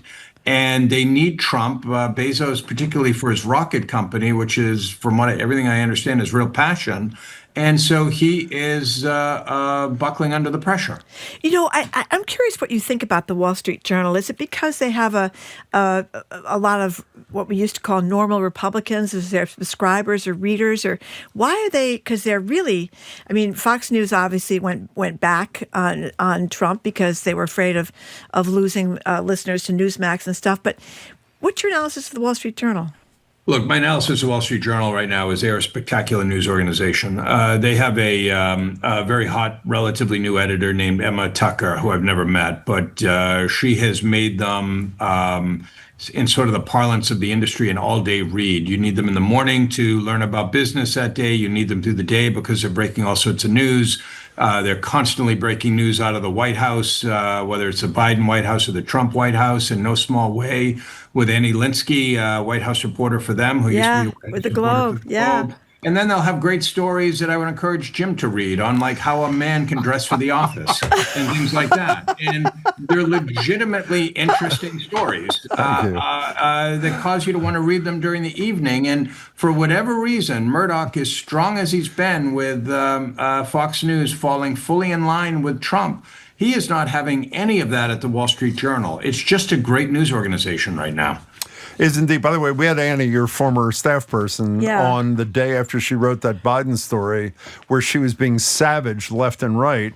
And it turns out virtually every word she printed was true. And one last thing about this. This is analogous to the Times of London, too, because he owns that, and then he owns all the tabloids. Yeah. So it is interesting how he's dividing things there as well. I think he... I think he actually appreciates his audience, and he understands that they don't have just one audience in all these different publications. To your point, Marjorie, the Journal plays to perhaps a more conventional Republican reader, people in business, but they seem to be increasing their reader base by having all sorts of, great stories that might appeal to others. One of the other things that's going on in the last, 24, 48 hours, Hegseth, the Secretary of Defense, has announced that it seems, and correct me, either of you, if I'm getting this wrong, that reporters need prior approval before writing anything, even about unclassified information out of the Pentagon. And I wonder about what kind of, I haven't followed up on this today, what kind of press response is going to be. I think we talked about this in the past. My view was when Trump said to AP, you can't be part of the pool, every single one of the journalists at the White House should have said, we're not covering you at all, instead of writing a letter. And the first person we mentioned it was Chuck Todd. And Chuck said he was one of the leaders ages ago during Obama, when Obama barred Fox News from something. And every one of the news organizations, including those that couldn't stand the content of Fox News, said, well, we're not coming to the damn thing. What should they do? What should reporters do in response to this Pentagon thing? I mean, my hope is that they simply ignore it. Did you read this, by the way? Can I just read you two lines from it? Because it's really extraordinary. They issued the 17-page memo on a Friday afternoon, and part of the memo says that the Pentagon, quote, remains committed to transparency to promote accountability and public trust. Then a little further into the memo, it says, but, quote, information must be approved for public release by an appropriate authorizing official before it is released, even if it is unclassified. Those are two antithetical things. I mean, they are the exact opposite of each other. So to your point about what media orgs should do, I would think they should just entirely ignore, and they will entirely ignore this. And if they get barred from actually physically sitting in the Pentagon, then they don't sit in the Pentagon anymore. You cover the Pentagon from outside of the Pentagon. It's been done before. I can't help but think that Hegseth is almost certainly wildly unpopular among the bureaucracy in the Pentagon, among career military people who look at him as a guy playing G.I. Joe and having no idea what he's actually doing. And so good reporters, and there are many, many good reporters covering the Pentagon, will be able to nurture sources and not need to roam the hallways. They'll be able to do it by phone or text or email or whatever. So, Brian, I think about you from time to time. I hope that makes you happy. And when I'm usually thinking about you is when I know that you're in agony because you don't have a column. And the time he does have a column. He writes very occasionally. I'm talking about a regular kind of deal. When Kraft pulled out of the race, all I could think about was you, Brian. So since you didn't get to write a piece, as far as I know, could you write the piece here for us right now? Well, Jim, let's correct the record on a few fronts. It's not that I don't have a column. It's that I'm not writing a column. Okay, sorry about that. You sound like something has been ripped from me, and so let's be very clear about that. Okay, thank you. I'm neck deep in this project in Baltimore. I've been helping them as they're between editors-in-chief. I haven't Baltimore had the time Banner. to do else. I would love nothing more in the coming months to return to a role where I'm writing more regularly. So I aim to do that. And Josh Kraft. Yes. There are like a million things to say. Look, when you are a candidate, and I've said this to you before, when you run for mayor, you actually need to run for mayor. You can't sit on the sidelines and simply wait for people to come to you. You have to be out there. You have to be doing things. He was a wet towel of a candidate. And I think people saw that very early on. Even the way he spoke, there was no energy behind his campaign. And if you're going to beat an incumbent like Michelle Wu, really any incumbent, but especially Michelle Wu, you have to be all over the city talking about the right issues that people want to hear about. And he just never connected at that level. He tried with the bike lanes, Brian, but He tried with the bike lanes, but that's not enough. He tried with stadium in Dorchester. That wasn't enough. You have to connect at a visceral level with people, or it's not going to get you anywhere. You need to. I think you agree. Wu has the ability to connect with people. She does. Even if they might be somewhat frustrated by some of the things she does and says, she does have the ability to connect with people, and Josh Kraft simply never had that. Brian, so let me just clarify. I want to clarify one thing. The column was not ripped from you. Is that correct? I just want to. It wasn't. No, the column was not ripped from me. We might even be returning to it somewhat soon. Yes. We might be. Okay. Yeah. We hope that we are, or you are, collectively, and we'll be reading it. Brian, we miss you. But it's good to talk to you here. Thanks for your time. Thank you, Brian. I appreciate it, guys. Thank you. Be well. We've been speaking with Brian McGrory, who heads up Boston University's Department of Journalism, longtime editor and columnist at the Boston Globe. We appreciate his time. Coming up after a quick break, Axios business editor Dan Primack. As the Fed lowers interest rates, it also publicly rebukes the president's influence. We're going to talk to him about that and the economy in general. I'm Marjorie Egan. He's Jim Browdy, listening to BPR 89.7 GBH, streaming at youtube.com/GBH News.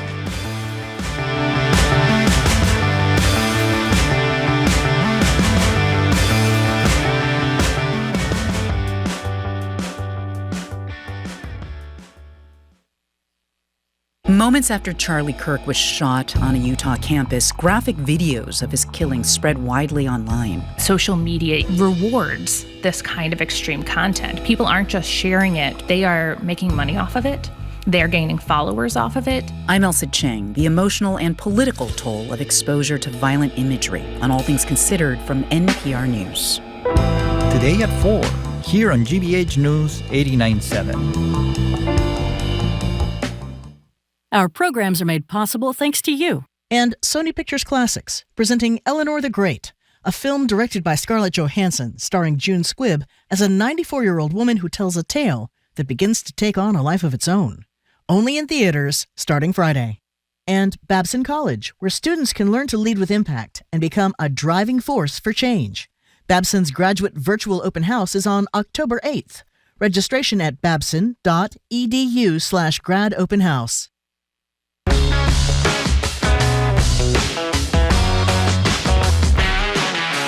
Welcome back to BPR. Jim Browdy, Marjorie Egan, streaming at youtube.com/GBH News. We're back at the library tomorrow, Wednesday, and Friday. Tomorrow, the mayor will join us, I think, at noon, right? Yep, at noon. Noon to 1 for Ask the Mayor. That'd be Mayor Wu, of course.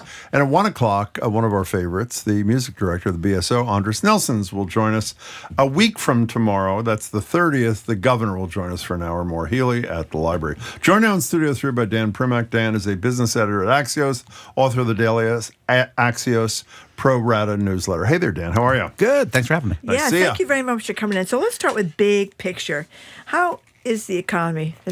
That's a big Troubled, one. I think, is the best way to say it, right? Inflation continues to rise higher than people want it to. The job market is much weaker than people want it to be. And with jobs, as we've learned kind of in the last couple of weeks, not only has it been weak over the summer, which we kind of knew, it's really been weak for about a year, which is new data that we got. So kind of if those are your two major inputs, not good. Why has the job market been weak?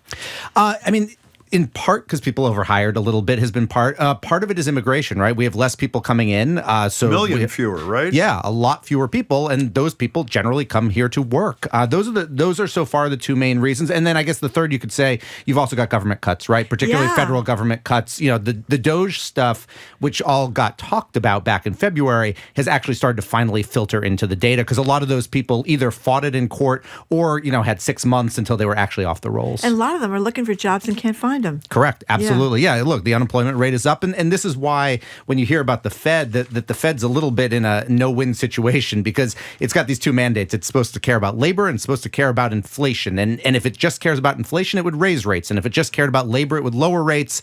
They're going in opposite directions, so it's tough for the Fed to figure out what to do. So when they when the Fed lowers interest rates by 1/4 of a point, or what is it called, 25 basis points, is that what people like you say? That's what people like me say, correct. I don't know what that means, but I know it's the same as a quarter. It's 1/4 of a point. Yeah. I know, exactly. How soon does that trickle down to real people and mortgages and credit card rates and that sort of thing? Or does it? It does trickle down. I think it depends. With this particular one, everybody knew this was coming, right? So most people expected this was coming. So in this case, it should actually trickle down a lot quicker because it didn't take, mortgage providers, it didn't take people by surprise. The real question is what they do at their next meeting. Some people had hoped they were going to cut it by 0.5 basis point, which would be, 0.5%. And there's expectations that they're going to do one more cut. Jay Powell suggested one more cut. So some of that trickle down should come pretty quick. And I assume one of the determinants of what happens is not just normal affairs, but I believe Trump has appealed to the Supreme Court the issue of firing Liz Cook, right? Yes. And if the Supreme Court takes it and rules for him, as they do on almost everything, even though it seems to me that the case is overwhelmingly on her side, even the alleged infraction, which at least ProPublica, I think, said is BS, happened before she became a governor, and the issue is whether or not you had any misconduct as governor that rises to firing level. If he's able to dump her, he has majority support despite the chair's position, no? He could, but if you look at the most recent Fed Fed cut, which was last week, right, or 2 weeks ago, and you look at what all the governors did, the only person, everybody supported the quarter rate cut. The only person who supported the half rate cut was Steve Marron, who's the former Trump, the new guy who Trump put in. So it's not clear necessarily. It does seem that Powell was able to herd all the cats. So it's not clear, even if Trump put in his kid to replace Lisa Cook, if he was able to do that, it's not clear that there would be more of a rate cut than what the Fed's already but they knew they didn't have a majority. It's sort of like not wasting your vote kind of thing, right? Not necessarily. I mean, often Fed governors like to have, it's kind of like a Supreme Court justice having a dissent, right? Like they like to have it out there. We think this should be stronger. So what does it mean realistically? If the economy progresses in the direction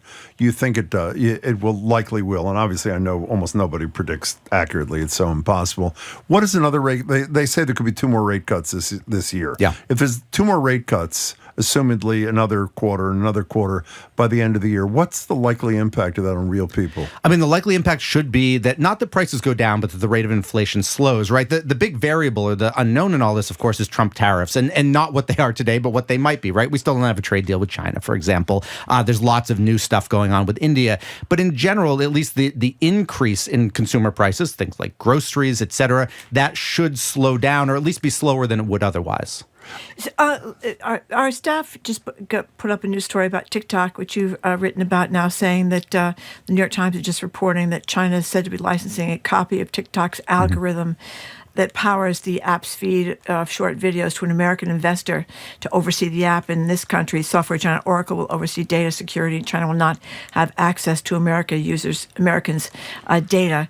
And it's part of this new deal. So what do you think? And is there even a deal? Okay, so that's the first part. No. And it's funny. I wrote about this in the newsletter, and the last line was something like, it's not over till it's over. And somebody who's involved in this deal wrote back and said that's probably the most accurate thing that can be said about this entire situation. So no, there's not an official deal yet. Is that Yogi Berra? It was Yogi Berra, yes.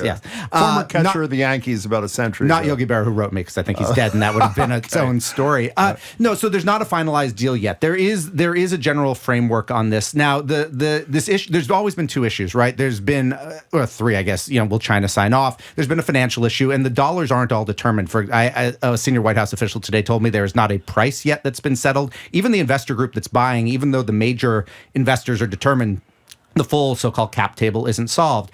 The algorithm is the most interesting part of this, right? Because the reason that TikTok is so much more addictive than Facebook or Instagram or other things is this content recommendation engine. It knows what you want. It knows what its users want. The way it's been described to me, this deal, is imagine the algorithm was a drawing on a piece of paper, and you did a photocopy of that drawing. So the original owner gets to keep their drawing. Now, you can do all sorts of other stuff with that drawing, right? You can draw other things on it. You could fold it, etc.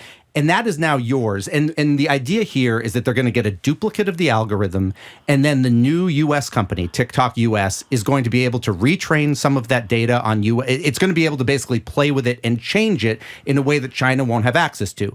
There are still questions about how technologically feasible that is. For example, what do you do with all the billions of data points that algorithm already has on U.S. users, Chinese users, et cetera? But that's the theory, at least. That's the working theory. And the reason for that is that TikTok outside of the U.S. is going to continue to operate. And if the Chinese company simply handed the whole thing over and got rid of it, it wouldn't be able to operate TikTok anywhere. You know, before we leave TikTok, and I want to get back to some basic things in a second, but that was obviously breaking news there, is I am amazed that so little is made of the fact that Trump just ignored the law that Congress passed and he signed. For those who don't, well, why don't you tell the history of what happened out of Congress after Trump decided he loved TikTok, after he hated TikTok, until someone told him young people who were on TikTok liked him. Right, that's a good background. Trump did try to ban it back in 2019 before his first term was over. He was blocked by the courts. Yeah, so Congress last year, bipartisan, passed a bill. Biden signed it, which basically... Biden signed, Biden signed, which said basically that that TikTok either had to be divested from its Chinese owner, sold to U.S. owners, or it had to be banned. And the date, of course, the date that was going to happen was basically the day after Inauguration Day of this year. Trump signed an executive order basically kicking the can down the road. The problem was the law didn't really allow for that. The law only allowed for the president to do that if, and I'm going to screw up the exact language, but basically is if there was a viable deal on the table, which meant you had a buyer and a seller and just things hadn't been finalized yet. Trump never had that. So he did it anyway. Nobody sued him. Arguably only now is he actually comporting with the law, because now there is an actual framework for a deal, but that's 9 months later. Okay, going back to we're talking to Dan Primack from Axios. Going back to whose idea was by the way, this has nothing to do with content. Whose idea was the presentation of Axios, by the way? I mean, one of the most the way it presents to the reader. Oh, our co-founders, Jim Van de Mike Allen. It was brilliant. And then the rest of us who kind of figured it out. It really is. I'll give a quick thing. So we come from, I was at Fortune, Politico, our first editor-in-chief was from Bloomberg, and we all get data on the back end saying how long people are reading and all that, and we all learned the exact same thing. People read our stories for the exact same amount of time, basically, no matter if they were long or if they were short. Really? Basically, yeah. So what do you make of that? The people have short attention spans. Most people read on their phones, and there's only so many times they want to scroll.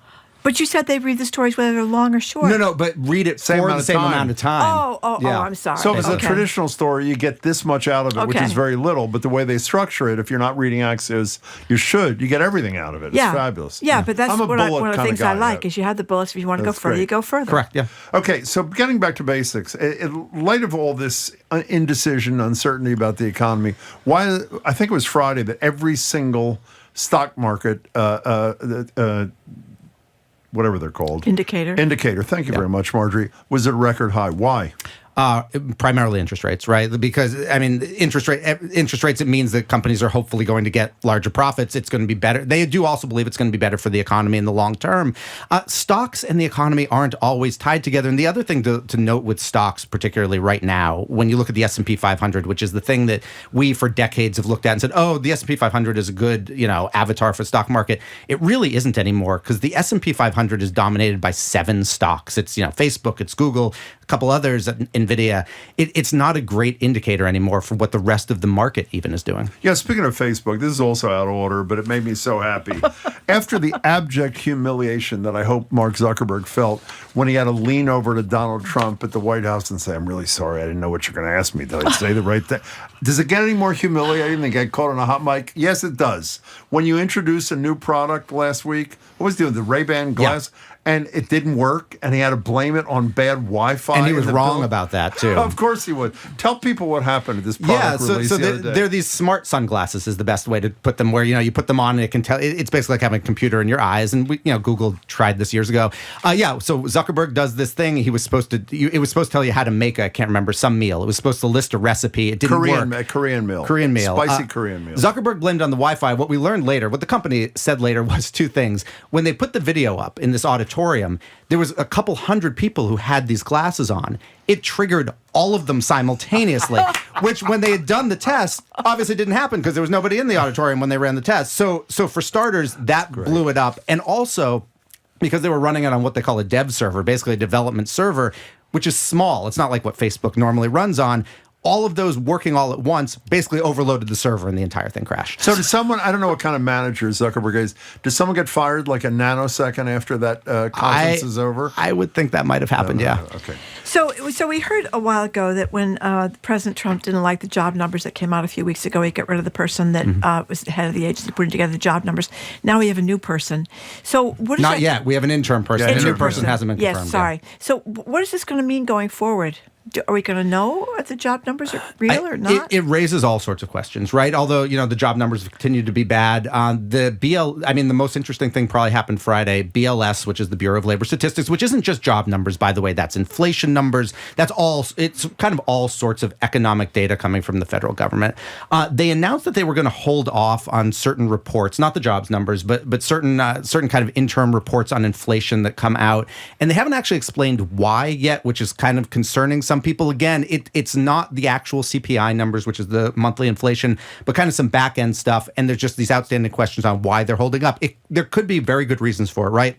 They could have had some sort of glitch. There might have been some lateness in reporting that they think, therefore, it's not statistically significant, but they haven't yet explained why. Well, isn't it more likely that he doesn't like the numbers? Isn't that? He's done that in so many agencies, EPA and other places. It's possible, but these are really technical things that the average person would never look at. To be honest, it's so technical that even CNBC wouldn't report on most usually. So Dan Primack, getting back to workers, or in this case, maybe no workers, explain what the H-1B program is and what Trump has decided to do with it. Yeah, the H-1B program is a visa program for skilled workers coming into the United States. And they have to be sponsored by a company. So this isn't just kind of unfed. This is legal immigration. Google wants to hire you. You're a really good engineer in India. They can bring you in potentially on H-1B visa. There's a limited number of these each year. So if more people or more companies apply for them, then there are spots. Then there's a lottery for this. And that's something a lot of people have criticized. Wait, this should actually be tied to what the country actually needs, what companies actually need, not just a lottery. Anyhow, however, what Trump announced last week, or what the administration announced, was that each one of these visas coming in is now going to cost that company, that sponsoring company, $100,000. And there was a huge hubbub on Friday, because Howard Lutnick, the Commerce Secretary, said it would be an annual fee. And Levitt said it wasn't, right? And Carolyn Levitt now says it is not an annual fee. It's a one-time only fee. There was concerns that this would apply retroactively to people who are already here on H-1Bs, which meant companies like Google, et cetera, told all their people on Saturday, get back immediately, and we're going to pay for you to come back. That doesn't seem to be true anymore. And even today, there's now potentially going to be a carve-out for physicians and other medical personnel, because there's a lot of doctors who come here on H-1B visas, but medical groups wouldn't, like hospitals, can't necessarily afford $100,000 on top of their salaries. What are the current numbers in terms of dollars? I mean, in terms of dollars, it's negligible. It's basically the filing fees. So it's going from filing fees, which are short money, to $100,000. Correct. Yeah. So the criticism of H-1Bs is that these are foreign workers, skills or not, who may undercut the American market in terms of salaries and that sort of thing. Is that a legitimate criticism? In some cases it is. The real problem with H-1B, or one of the arguments, is that it's dominated by what they kind of call body shops coming out of India, which is basically these two, really, or three giant outsourcing firms that basically bring people in, as opposed to, WGBH needs a new good engineer and it goes out and it finds this person. No, you've got these huge outsourcing firms which basically just kind of control the program. That's legitimate. And what the government could do, if it wanted to, it could Our government could create a blacklist and say, we think these are the bad actors, if they think they're bad actors, we're going to block them from accessing H-1Bs, but that's not what they're doing here. And The real issue here, and there's some disagreement in Silicon Valley about this, is that this could really hurt startups that do try to bring people in H-1Bs. And they can't afford the $100,000. They can't afford the $100,000. And then the bigger picture, the second order effect is a lot of big companies in the U.S. were founded by immigrants who either came here on H-1B visas originally or came here to study. And in either way, the government either explicitly or implicitly is discouraging that immigration. And so in 20 years, do we not have Google? Do we not have NVIDIA, that next generation? Because those people never came here. And you're already seeing founders in companies in London and in Toronto, et cetera, saying, hey, can't get an H-1B visa anymore? Come to us. Yeah, and that's going to hurt us. It could. Yeah, it absolutely could. So why do it that way? Because this is an administration who believes, I mean, deep in its heart, and you can disagree with it, obviously, but deep in its heart that that America is for American workers, and that every immigrant who comes here to take a job is taking one away from America. The other side of the equation is much of big business, which may like some of Trump's economic message, is suffering because of the mass deportation thing. I would argue at least some part of the industry, tech at least, is suffering or will suffer because of these new H-1B things. Do they get heard by they should. I mean, Trump and Lutnick or... The Chamber of Commerce has already come out and criticized this. I mean, big tech is questionable with this, right? On the one hand, this hurts them because they're the biggest user of H-1B visas. On the other hand, big tech can afford $100,000 an employee. So where it ultimately plays out, it ultimately comes down to it becomes a tax on big business is really where it comes down. Speaking of big tech, what did you think? It was a while ago now, but I was startled by how suck-uppy they all were. And then when they went to, and it was like... Come on, Marjorie, you've met CEOs before, really? You were surprised? I don't know many CEOs, actually. You know a million times more about this than I do. But I was surprised. They're some of the richest guys in the world, literally, and they were kind of like falling all over themselves. Kind of? Yeah, I mean... Tim Apple, as he calls them, 8 thank yous in 2 minutes. We counted it. Right, and presents and statues and all these things. Yeah. What's up with that? They're getting what they want, or they realized, and look, this isn't a surprise to either of you, right? They realize that sucking up to Trump helps them get what they want and more. And if not get what they want, avoid what they don't want, which is Trump coming out and targeting them, going after them. Remember, some of these tariffs and stuff have been so specific on such specific items or explicit or excluding specific items. They're trying to protect their businesses here. And they know where their bread is buttered. Yeah, but you do see a lot of people that capitulate just get dumped on even more. I think of ABC. They capitulated big time, and he's still after their reporters, Jonathan Karl, this whole mess that's just gone on the last... They are, although those affiliates, though, Nexstar, Sinclair, it's going to probably work out for them. They'll probably get their mergers approved. Yeah, they will. And Sinclair's... As might ABC, which has a deal going on with ESPN right now, which needs to get I was FCC surprised approval. Sinclair's in Rhode Island and Maine. I didn't know that. They're very conservative broadcasting. So you've Dan Primack from Axios. You've mentioned tariffs a bunch of times. The case before the Supreme Court, and I'm going to say something that I know I'll regret. As much as the Supreme Court is totally in the pocket of Donald Trump, I'm not much of a lawyer, but I can read, and I've read a lot about the argument about whether Trump has the power to declare an emergency in the situation when we've had these kinds of trade deficits for 47 years or whatever. I would say the administration, meaning Donald Trump's case, is fairly weak. So, one, what do you think about the case that he has the power to unilaterally do this? And two, if the Supreme Court does decide he exceeded his power, I know it's not all tariffs that get wiped out, but a lot of them would get wiped out. What's the impact of that? So two things. On the first part, I'm not a lawyer either.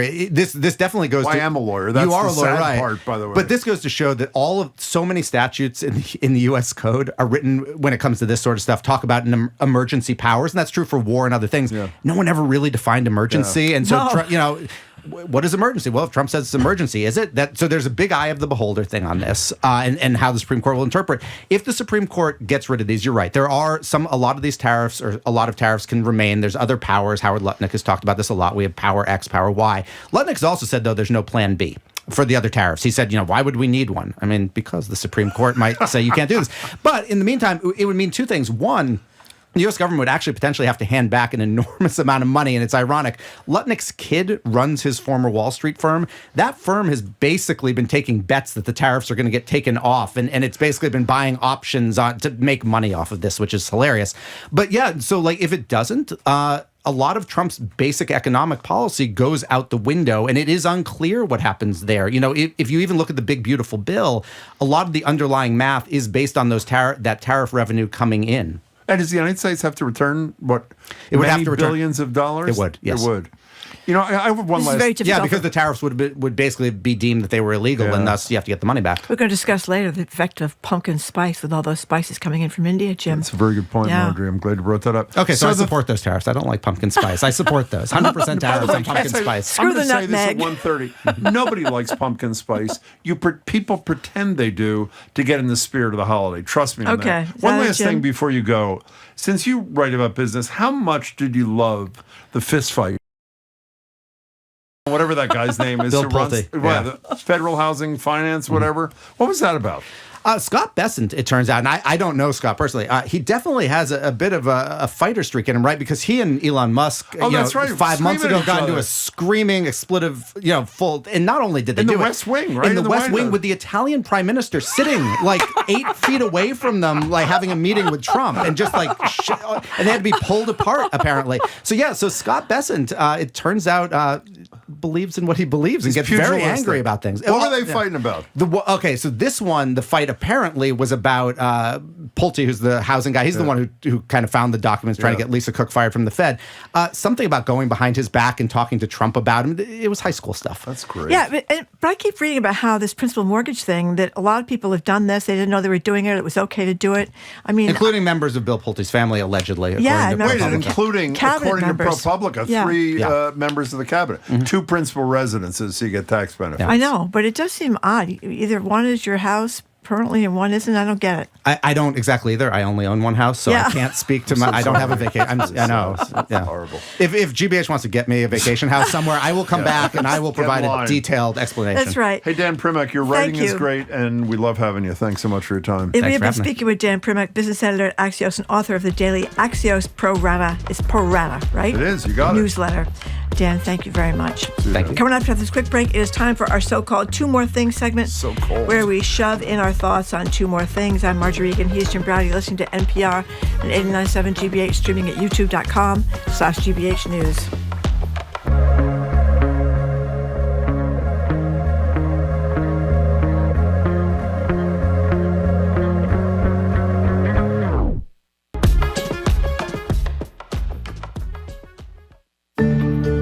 Immigration crackdowns have shaken Massachusetts' Brazilian communities, including their support for President Trump. If the things still going sour, I'm not going to vote at all because I don't want to be part of that. It's not normal. We cannot leave afraid. But some remain true believers. We had a man who was deported to Brazil, and I said, I don't care if he votes for Trump. He is a human being, and he needs help right now. I'm Philip Martin. That story later today on GBH's All Things Considered. Support for our programs comes from you. And Newport Mansions, presenting Richard Morris Hunt in a new light, an illuminating exhibition celebrating the Dean of American Architecture, on view through November 2nd at Rosecliff Mansion. Tickets at newportmansions.org. And Moderna, mNEXSpike, COVID-19 vaccine mRNA by Moderna, is available. Pharmacists can help with any questions about mNEXSpike.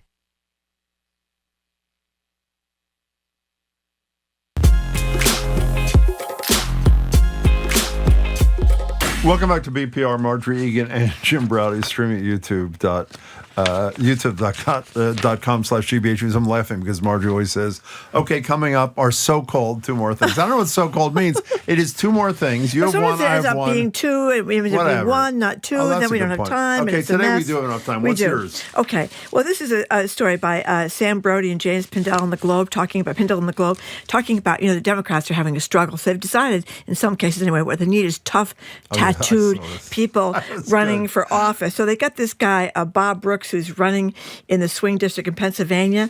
He rides a tractor. He rides a motorcycle. He wears a T-shirt with his sleeves cut off. And he used to work for Domino's Pizza, drive Budweiser trucks, and wash dishes before becoming a firefighter and a union leader. I also mentioned Jim. He runs a snowplow as well. So he's got all those things going. Beautiful. Yes. Then there's this guy up in Maine, and he's what did he do that was so incredible? I don't know. I've lost my page. Well, good. But this is another guy I've been running in Maine. Graham Plattner. He's a veteran. He's an oyster farmer. He's challenging Senator Susan Collins. And he throws around these this kettle weight, this weighted kettlebell in his launch video, and people thought that was really good. Everybody's got a lot of tattoos, apparently. The guy, Logan Forsythe, who's launched his campaign running against Mitch McConnell, same thing. Lots of tattoos. During high school, he lived in a minivan in poor western Kentucky and eventually became a Secret Service agent. So it's the tough, macho thing going on with Democrats, hoping that this can dig them out of their hole. I can relate to that. That's why I succeeded. I think in this business, Exactly. I think a lot of people call me tough and macho, don't they? Yeah. Okay, this is a perfect segue. I didn't realize. Talk about faux tough and faux macho. Yep. Tom Homan. That is the tough guy, the tough-talking border czar. But you wish you had a new title to his name. You should call him Bagman. Did you read this incredible story? Yes. MSNBC breaks this story yesterday, I think, that last year, Homan took a bag of cash, $50,000 from government agents posing as business people to help them secure government contracts relating to border security. Now, as far as I know, that's a crime. FBI investigated, but here's the shocking part, Marjorie. He was never prosecuted. What a surprise. You know what it's sort of like? Outgoing mayor of New York City, Eric Adams, who clearly committed criminal offenses. You know what happened to him? Charges dropped. Charges dropped because if you're nice to Trump, your criminal troubles go away. But if you're not nice to Trump, watch out. I'm assuming most of you saw this Truth Social post over the weekend that most people think Trump intended as a private DM to the Attorney General Pam Bondi, but he by mistake put it on Truth Social. He calls out Bondi for not bringing criminal charges against Senator Adam Schiff, Attorney General of New York Letitia James, and former FBI head Comey. And that was, by the way, right about the time that Trump forced the resignation of the U.S. attorney in Virginia. Why? Because he didn't indict Letitia James. He said not enough evidence. There was no evidence. Yeah. So that doesn't matter to Trump. No evidence. Here's an idea, Mar. I think you'll like this. What's that? In light of the fact that Homan, you talk about this all the time, likes deporting people without due process. Why don't we just deport him without I'm serious. Without due process. He hasn't been charged with anything. That's $50,000 fine. in a bag. $50,000 in a bag. Get him out of here. Send him to South Sudan. Whatever the hell it is, just get him out. I mean, he hasn't been asked about this, has he? And a lot of the reporters are in the White House press conferences now. They're not exactly. There are a lot of like Newsmax. There's video of this, but this is beyond dispute. He took $50,000 promising access to border security government people for these non-business people who are actually government agents. Fake news, Jim. Fake news. Thank you very much. Okay, coming up after 1 o'clock So-called two news. more things is over. Yes, it's over. Thank The Reverends Irene, Monroe, and Emmett G. Price III are back for All Revved Up. They're going to talk about reaction in the Black evangelical church to what went on yesterday at the memorial service for Charlie Kirk. I'm Marjorie Egan. He's Jim Browdy. Listen to BPR on 89.7 GBH, streaming at youtube.com/GBH News. We'll be right back.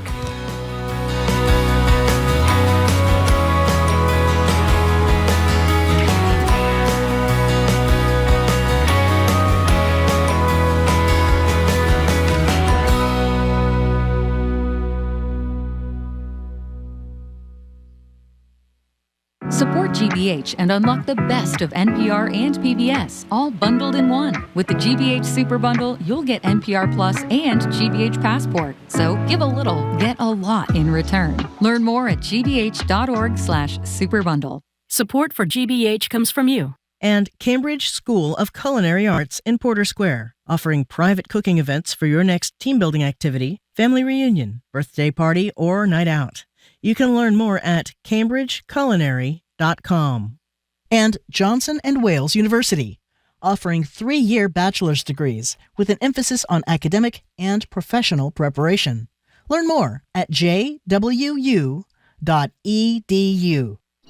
You're listening to 89.7 WGBH HD1 Boston. Online at gbhnews.org. GBH News. What matters to you? I'm Jim Browdy, head on Hour 3 of BPR. We'll start the 1 o'clock hour with the Revs Irene, Monroe, and Emmett G. Price III on how Charlie Kirk's death and evangelical roots are being received by Black Christians. I'm Marjorie Egan. Then, as of 2/19 today, it will officially be autumn. How are you embracing the season of flannel, pumpkin spice, everything, and cozy sweaters? Do you lean into the crisp, cool autumn with leaf peeping, apple picking, and those addictive apple cider donuts? Or are you like me, not exactly a fall lover. I'm more the loss of summer and prefer the promise of spring, Jim. All things fall, next in the third hour of Boston Public Radio, 89.7 GBH.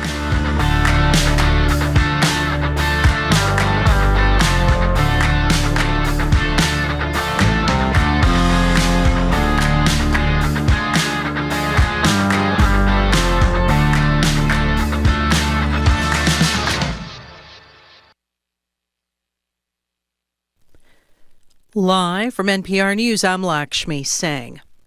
A social media post from President Trump is fueling concerns about weaponizing the Justice Department.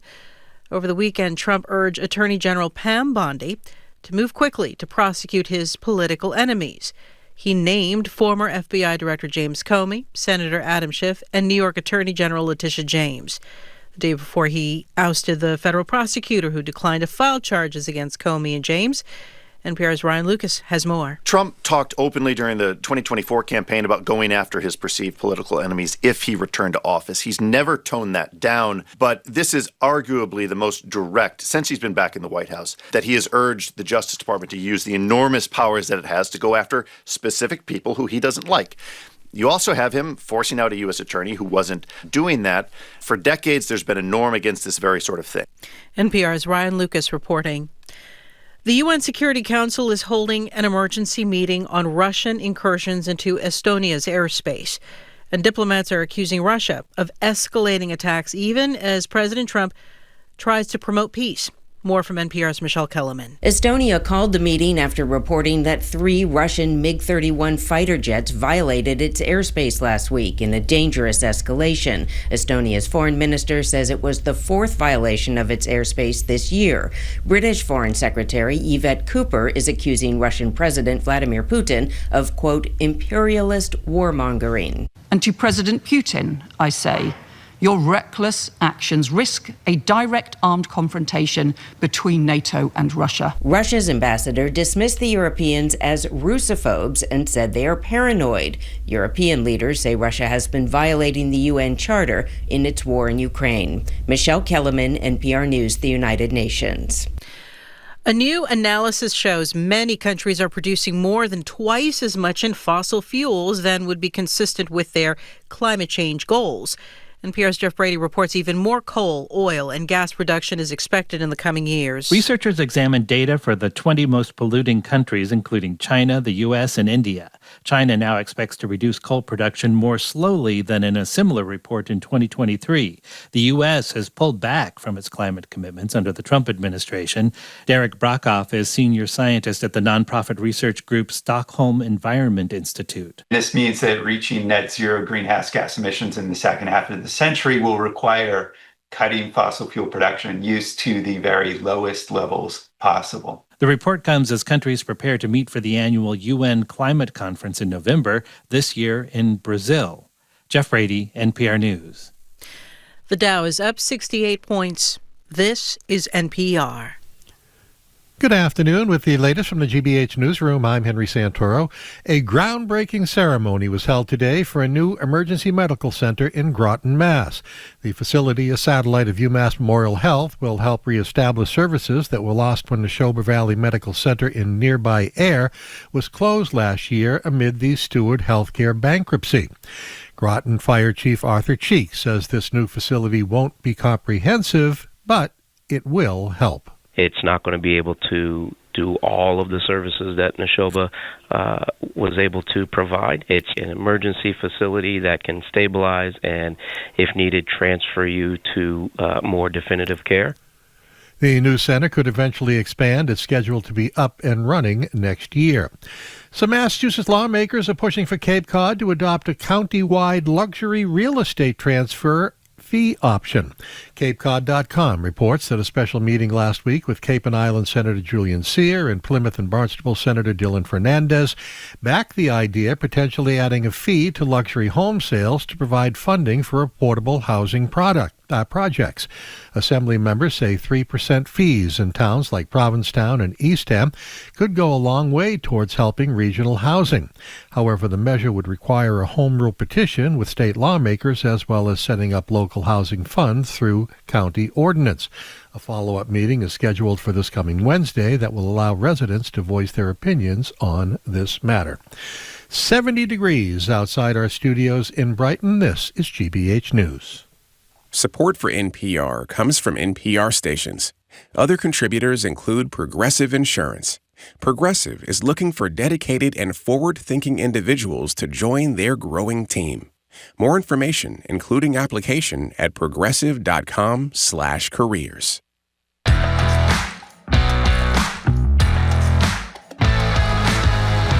Welcome to hour number 3 of Boston Public Radio, 89.7 GBH. We'll be back at the library tomorrow, Wednesday and Friday. Tomorrow we'll be joined by the mayor of Boston. I think she's coming at noon. She is, noon to 1. She's coming at noon. Noon to 1. Michelle will be with us at the studio at the Boston Public Library. Hello again, Jim. Hey, and the governor on the 30th, and I had something. Oh, and at the bottom of this hour, we're going to talk to you about 219 today. What is it called? The autumnal equinox, whatever the hell it is. It's the end of fall. summer. We're going to talk about whether you're happy or unhappy. We're miserable. It's now a time for All Revved Up on BPR with the Reverends Irene Monroe and Emmett G. Price III. Irene, whom I saw on a number of days on Commercial Street in Provincetown, then Inman Street in Cambridge, literally like almost within hours of each other, is a syndicated religion columnist, Boston voice for Detroit's African American Heritage Trail, and he's steward of St. Augustine's African Orthodox Church in Cambridge, the last remaining Garvey Church of Greater Boston. And Emmett is founding pastor of the Community of Love Christian Fellowship in Olson, inaugural dean of Africana Studies at Berklee College of Music. Hello to you both. Hey, happy fall and happy New Year to you, Jim. Well, thank you. Oh, thank you. Oops. That's right, Jim. That's right. Thank you. Look He at missed Irene. it. Thank you for reminding him. No, thank you. That's very kind of. Okay. So we've talked a lot in the show today about the memorial service yesterday for Charlie Kirk. A lot of it had to do with religion, some of it was politics. But here are some clips from speeches during the memorial with evangelical themes throughout. Vice President J.D. Vance speaks first. Charlie brought the truth that young people deserved a stake in the future and that they deserve to have a voice. Fight for Charlie Kirk. Who feels the Holy Spirit in the house tonight? And are you ready to put on the full armor of God and face the evil in high places and the spiritual warfare before us? They cannot imagine what they have awakened. They cannot conceive of the army that they have arisen in all of us. Charlie has heard the words echoing now in heaven. Well done, good and faithful servant. Oh, my. You know, we've talked to you a lot, Emmett and Irene, about the difference between black evangelicals and white evangelicals. There seemed to be a big difference regarding this memorial. A yawning divide. Charlie Kirk's Christianity. What'd you think, Emmett?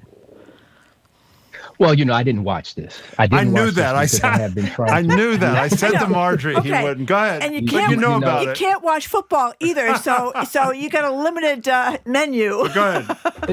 Listen, Marjorie and Jim, my skin is looking good. My blood pressure is right where it needs to be. And I'm trying to keep myself well by protecting my insides and my outsides from things that, you know, are just, you know, bothersome. What I will say, though, is that I am in this season looking for who will arise within this great nation to be a healer and not a divider.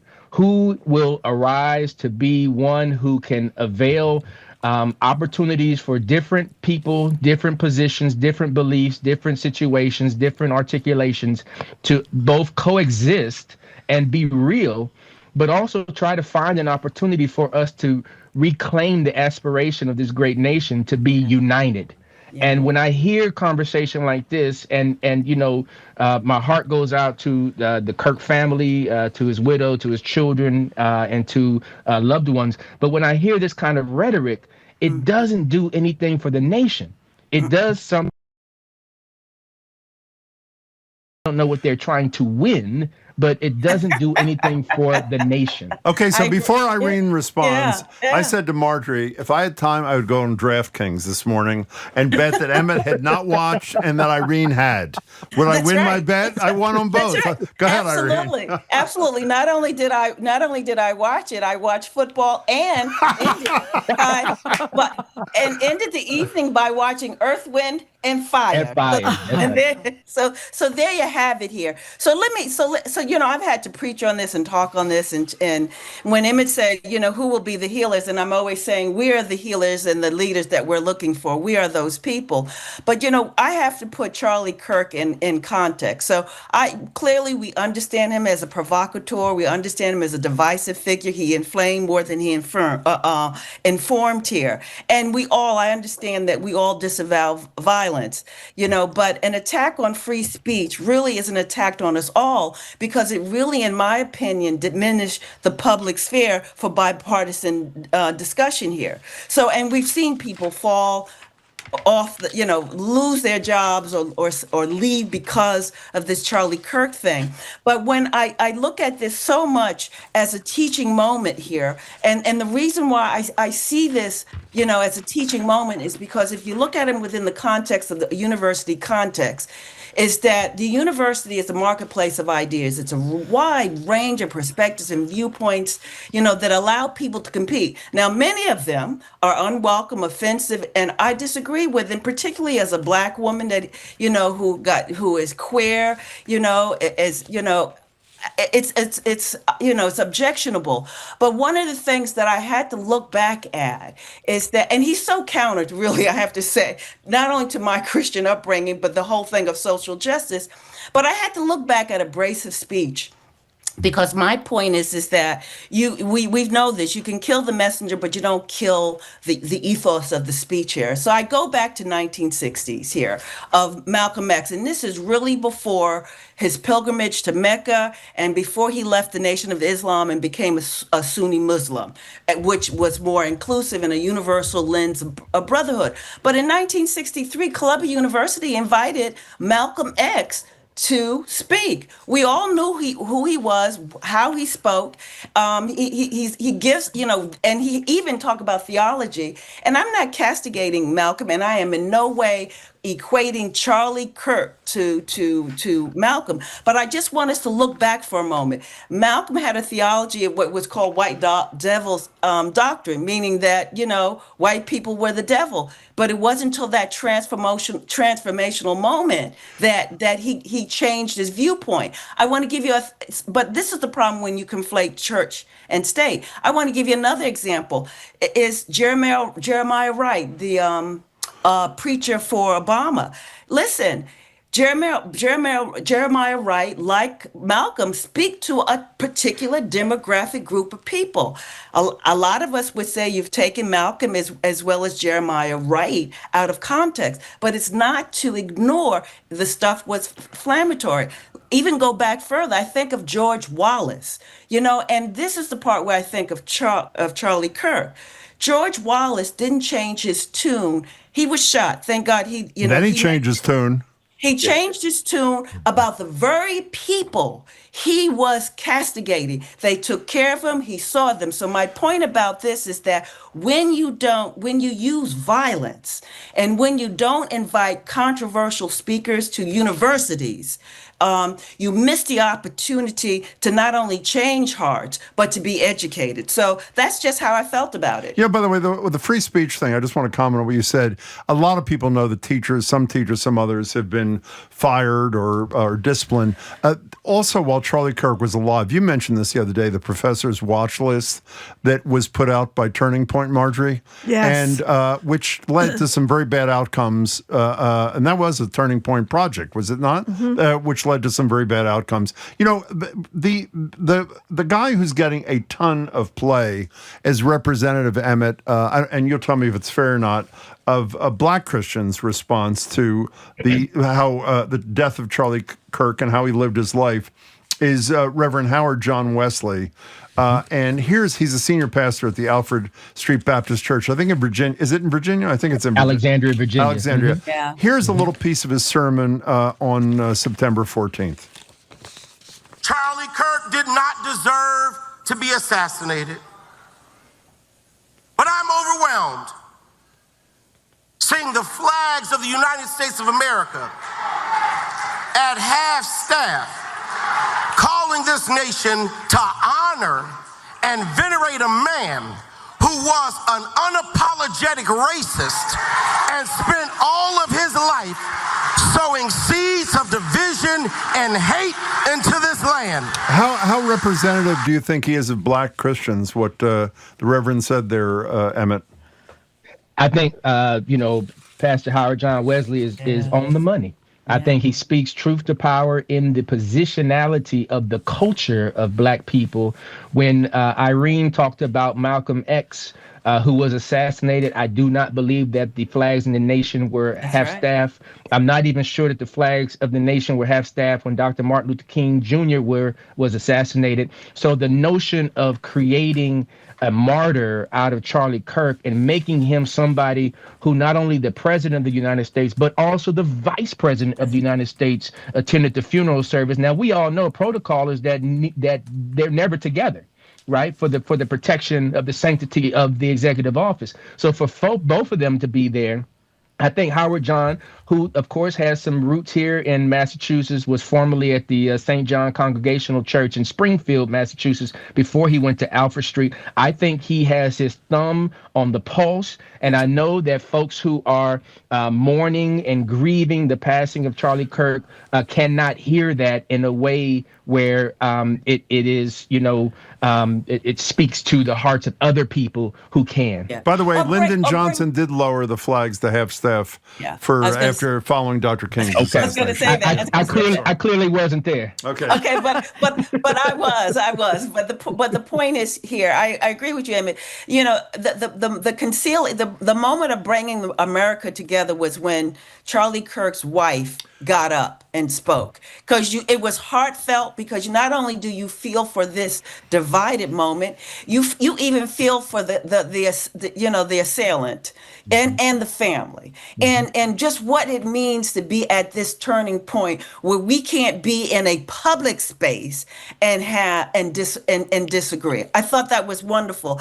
President By the way, Trump, if I may interrupt, we played the sound earlier, but for those that don't know, she said that she forgave the young man shooter who killed her husband, which was a really powerful moment. And said it was young men like this man that her husband was trying to help. Yeah, I'm sorry, Irene. right. Go ahead. Well, I was going to say that she was certainly like the way in which Dylan Roof, where the black parishioners, of Mother Bethel said, "I forgive you because you don't know what you're doing." And I understand that beyond your naivete, but knowing how broken this moment breaks us all individually as well as a nation. So I thought it was a profound moment of reconciliation and a question that said to me, where do we go now that we actually got the blessing of her? Because see, she's the one that can turn the dial. But then the dial flipped back because Stephen Miller spoke, and then Trump spoke, and then the Patriots weren't doing good. So I was like, Emmett wouldn't even know, only because it was so horrible to listen to, and I don't think people should miss this. Let's play again if we can. Stephen Miller, when he took the stage, was talking about the opposition, essentially. And here's just other Americans. Right, exactly. Yeah. I'm sorry. That's a very important point. Not external opponents, not, in this country, those who aren't on board on the MAGA train. Here's a little bit of what he had to say, Miller. Those trying to foment hatred against us, what do you have? You have nothing.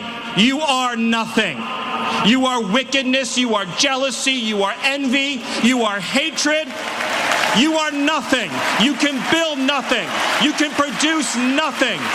You can create nothing. You cannot defeat us. You cannot slow us. You cannot stop us. That's enough. I mean, it's just incredibly crude and disparaging, particularly in any setting, but particularly in that one. That's Stephen Miller, Deputy Chief of Staff. I just imagine what that must have been for Jews living in Nazi Germany and hearing a similar kind of vitriol, with that kind of anger. otherizing everybody except for your cohorts here and stuff. I think what troubles me most about this is that, again, to get back to your question, I'm looking for a leader. We are those people, and change is incrementally. Politics are local, So I think we all have a hand in turning this dial around, and even changing the hearts and souls of many who gathered at that stadium. Because a lot of folks, we live in our silos, and I say that because when I think of George Wallace, because see, George Wallace never knew black folks, really, even though you can live, in segregated America, he never really knew black folks. But it wasn't until that moment he saw the humanity. Yeah. What I'll say to that, and I think this is an important point, and not even a counterpoint, but a historical truth. If the continent of Africa was nothing, then why did the colonizers want it so bad? Yeah. If the Caribbean was nothing, then why did the colonizers want it so bad? If South and Central America and perhaps even North America was nothing, why did the colonizers want it so bad? And why did the creative expression of the progeny of those enslaved Africans become the bedrock of American popular culture? So we can listen to that stuff, but we don't have to hear it, because the truth continues to speak volumes in our real life. Yeah. And so, the problem with these things are, again, if we're going to continue to silo ourselves into different camps, then people need to, make their own decision. But I choose to figure out how do we get to a place where we're not replaying the Civil War, where we're not replaying, Nazis and all of the Holocaust and all that stuff. We've seen that playbook again. We've watched those things happen. They're horrific. We do not need to do that again. Yeah, but see, what I think is this is the hope, because I've lived long enough to see change, and I need to say this: nothing scared me more than a little girl in the '60s, even whether I went down to the March of Washington or watched, 6 o'clock news. This is when folks gathered for 6 o'clock news, and see the water hose. See the water hose down in parts of the South, or even seeing folks who fled up here to Brooklyn, coming from the South because there was a bounty, meaning this person was going to be lynched. I never thought I would listen. I never thought a lot of things. Like, I never thought I'd ever see a black president. But my point here is this here. The reason why we got to see the change we did is because us on the ground made it happen. And although I think that the Supreme Court is Trump's enabler, I don't think that any of us need to participate in what they call, anticipatory obedience. Yes. This is the loudspeaker we think that we must adhere to. So there's a listener who has a message for you, Emmett. I didn't want to miss it. Jay in Brighton. Please let Emmett know that I am committed to boycotting the NFL too. They blacklisted Kaepernick for making a political statement. Also honored Charlie Kirk with a moment of silence. Not every team, but a lot did. I cannot support the league. It so openly does not respect its workforce, which is largely marginalized because of their race. So that's Jay in Brighton. To you, Emmett. We're talking to Emmett. Appreciate you, Jay. Appreciate you. We're talking to the Revs. So Emmett, you mentioned your blood pressure before and how it was soothed by not having to watch the NFL or by this memorial yesterday. But there was a story in the Washington Post talking about silent retreats surging in popularity. Religion is optional.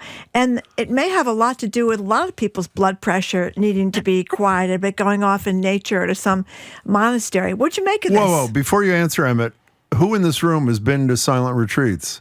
I have. That would be Marjorie Egan and those two. Both of them, too. Okay, take it away, Emmett. That's right. And have let them. Really? Emmett, go ahead, and then Irene. Yeah. Yep. I think silent retreats are very powerful.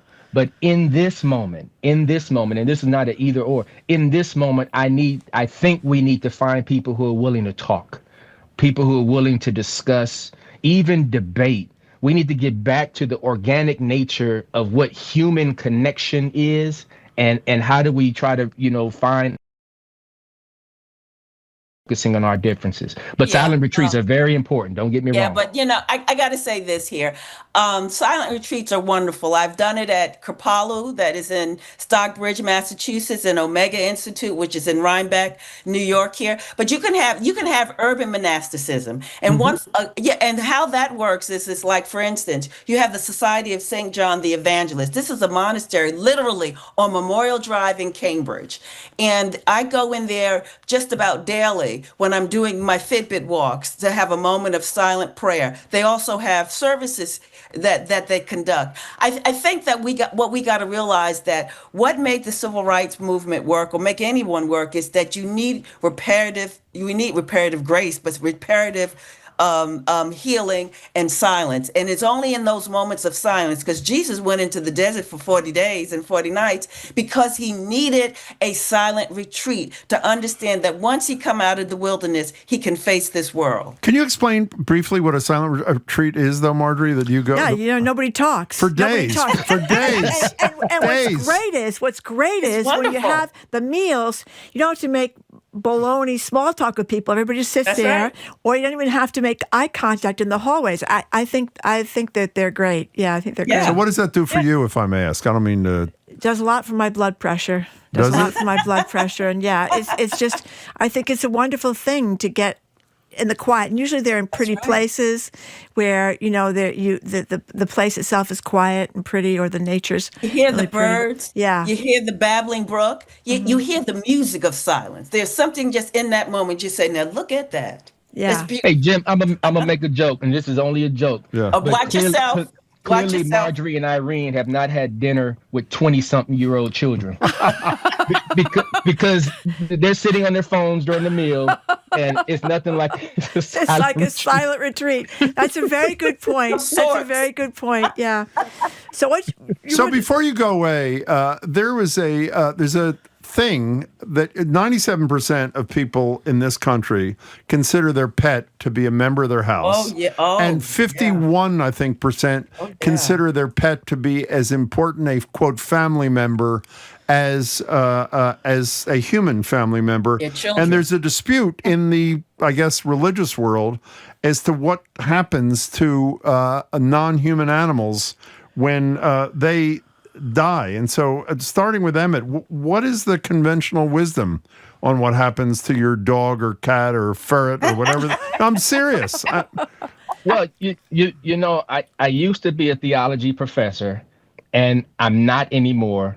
So my answer is I don't know. Okay. How about you, Irene? Okay, very easily here. One who has owned dogs, and their names were Canine Heaven and Mr. Midnight. Oh, there you go.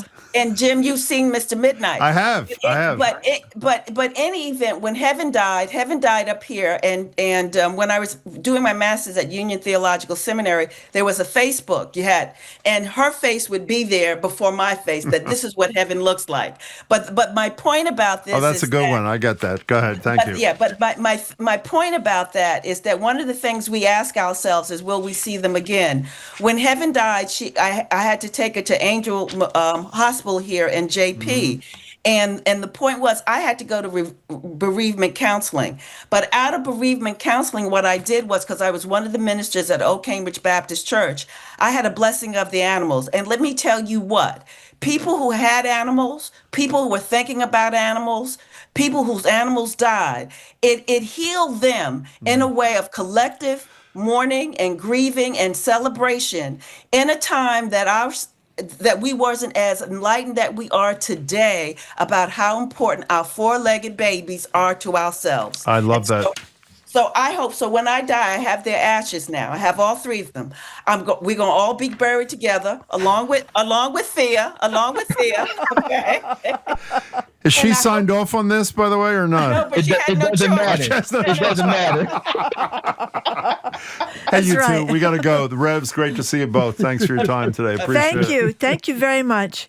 We've been speaking with the Reverends Irene Monroe and Emmett G. Price III. Irene is the syndicated religion columnist and steward at St. Augustine's African Orthodox Church in Cambridge. Emmett is founding pastor, Community of Love Christian Fellowship in Austin, the inaugural dean of Africana Studies at Berklee College of Music as well. Together they host the All Revved Up podcast.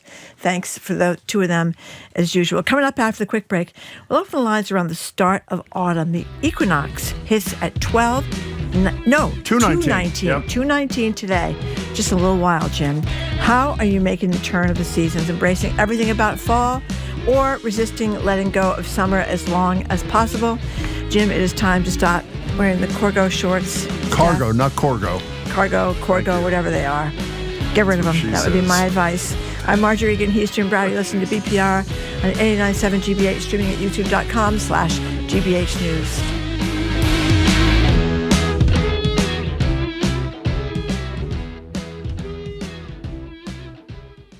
Moments after Charlie Kirk was shot on a Utah campus, graphic videos of his killing spread widely online. Social media rewards this kind of extreme content. People aren't just sharing it, they are making money off of it. They are gaining followers off of it. I'm Elsa Chang. The emotional and political toll of exposure to violent imagery on All Things Considered from NPR News. Today at 4, here on GBH News 89.7. Our programs are made possible thanks to you. And Minute Women Home Care, providing senior home care services to families in the Metro West Boston area for over 55 years. Services include dementia care, fall prevention, live-in, and 24-hour care. MWHomecare.com. And Boston Lyric Opera, presenting Verdi's Macbeth. Power, prophecy, and paranoia arise as an ambitious couple claws their way to the throne. October 10th and 12th at Emerson Colonial Theater. Tickets at BLO.org.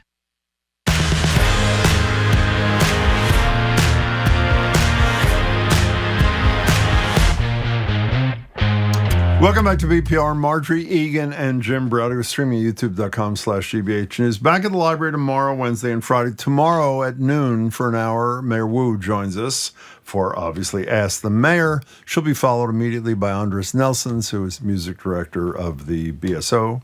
And on September 30th for an hour, we'll be joined by the governor. Governor Healy will join us for Ask the Governor. So in little less than an hour, actually at 2:19, we will have changed seasons astronomically from summer to autumn. The fall equinox is today. Although if you've been outside in the last couple of weeks, you know that fall is already very much here. So we wanted to get your thoughts on all things seasonal.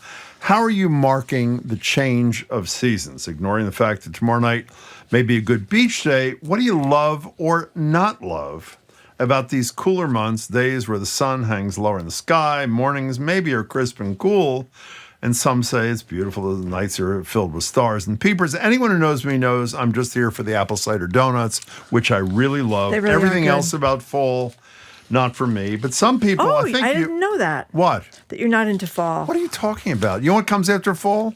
Winter. That's exactly how I feel. Well, you got it from me. But some people love this season, making it their entire personality. You one of them. Give us a call, 877-301-897. And if you call and tell us what you love about fall, do me a favor. Don't pretend you like pumpkin spice. Let me state the following unequivocally.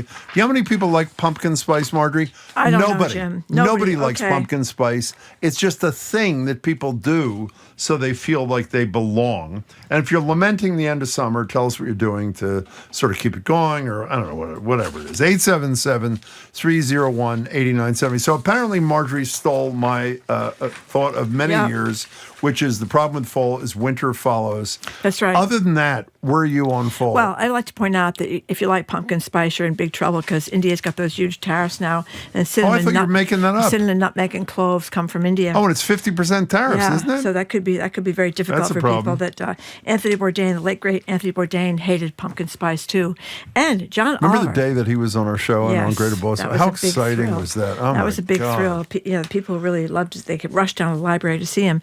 But I'm not. I mean, it's pretty. It's pretty. I mean, we're going to have a tougher fall this year because of the drought in the summer and the erratic rainfall. So does that mean no foliage? No, it just won't last as long. It'll be sporadic. It won't be this kind of sweep from south to north kind of thing in a nice way. It's going to be patch here, patch there. But it's beautiful the fall and it's sunny fall day. But it means winter's coming, and I like it when summer's coming because I love summer, and spring means summer's coming. Also, everybody's garden looks so pretty in the spring. Did you read Dave Epstein's piece dying in the Globe today? Which one was that? Well, in 3 days, you know what happens? People balance the eggs? No, we'll get to that. More dark than light. Oh, more dark than light. You know what happens on November 2nd? I know. The end of daylight saving, time comes back. Which means we leave work at 4:30 and it's dark. I didn't know that supposed to be able to balance an egg in an upright position on the summer and fall equinox. Yeah. I don't know if that's true, Jim. We don't know. What So why think? are you talking about if you know it's true? Because there's a whole debate about it.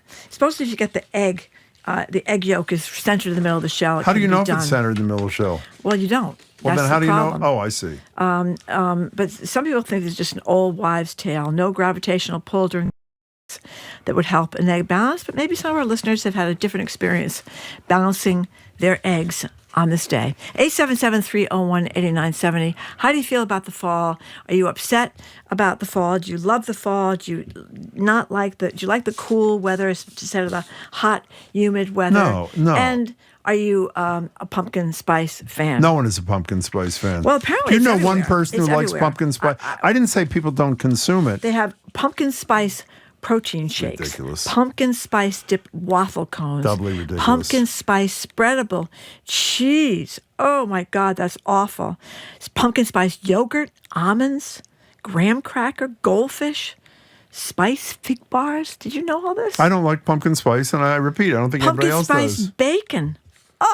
Okay, so here's an anonymous texter, and I resent this. Oh no, it's only a few more weeks until Jimbo, I think that's me, forces all of us to hear the same old tired lines about daylight saving, no S time, and the kids with the miner hats. I can't. Everyone's tired of it, That's my Jim. proposal. Everyone's well, you know tired who's of not it. tired of it? That would be me and Ed Markey. We're the two people who are not tired. And Mel and Gloucester, this is one of my points. I mark fall by turning the heat on. Yeah. We're not doing that show yet. How long can you hold out without putting the heat on? New Year's night. New Year's night is the night I turn the heat on in my house. We're not discussing that. We're discussing the pros and cons of fall because it comes in exactly 43 minutes. Donna on the road says I am now all things pumpkin spice 24/7. Donna, call, instead of texting, call us at 877-301-8970 and make a credible case that you actually like pumpkin spice, because I do not. I think it's a belonging thing, is that people, for example, we're going to have, I'm really thrilled about this. Bob Putnam, who wrote Bowling Alone, is going to be on with us in October. I'm very excited about it. It is an effort to bowl together to say you like pumpkin spice, because I don't know anybody who sincerely does. Lisa like in spice. Haverhill just texted to say, I drink pumpkin spice coffee year round. No, they don't. So Jim is wrong for a change. Okay, let's, for a change, let's go to start with Dan in Dorchester. Dan, you're first as fall is upon us. What's up, Dan? So I do tend to like the beginning of fall right up until leaf peeping season. But Marjorie, you just ruined my day by reminding us all that the leaf peeping season is not going to be great this year. I'm sorry. I'm sorry. Rest for fall. Yeah, that's what they did say. Because of, as we said before, the drought and the erratic rainfall. But they said that, too, the color's going to arrive. They're just going to burn bright and fade faster than usual, and it's going to be patchy. You ever done, Dan, thanks for calling. Leaf peeping? You ever done No. No. How is that possible? You lived here your whole life. I just never did it. Because of the traffic or what? I lived in Vermont for a while. And, you did? Yeah, but you know what was funny? When I was in college in California, they don't have trees that turn colors out there for the most part. And there was a tree, I never forget this, outside where I lived, that was an oak tree. And people would come and all fall, and they'd line up to take pictures in front of the oak tree because I thought it was so cool that it turned colors.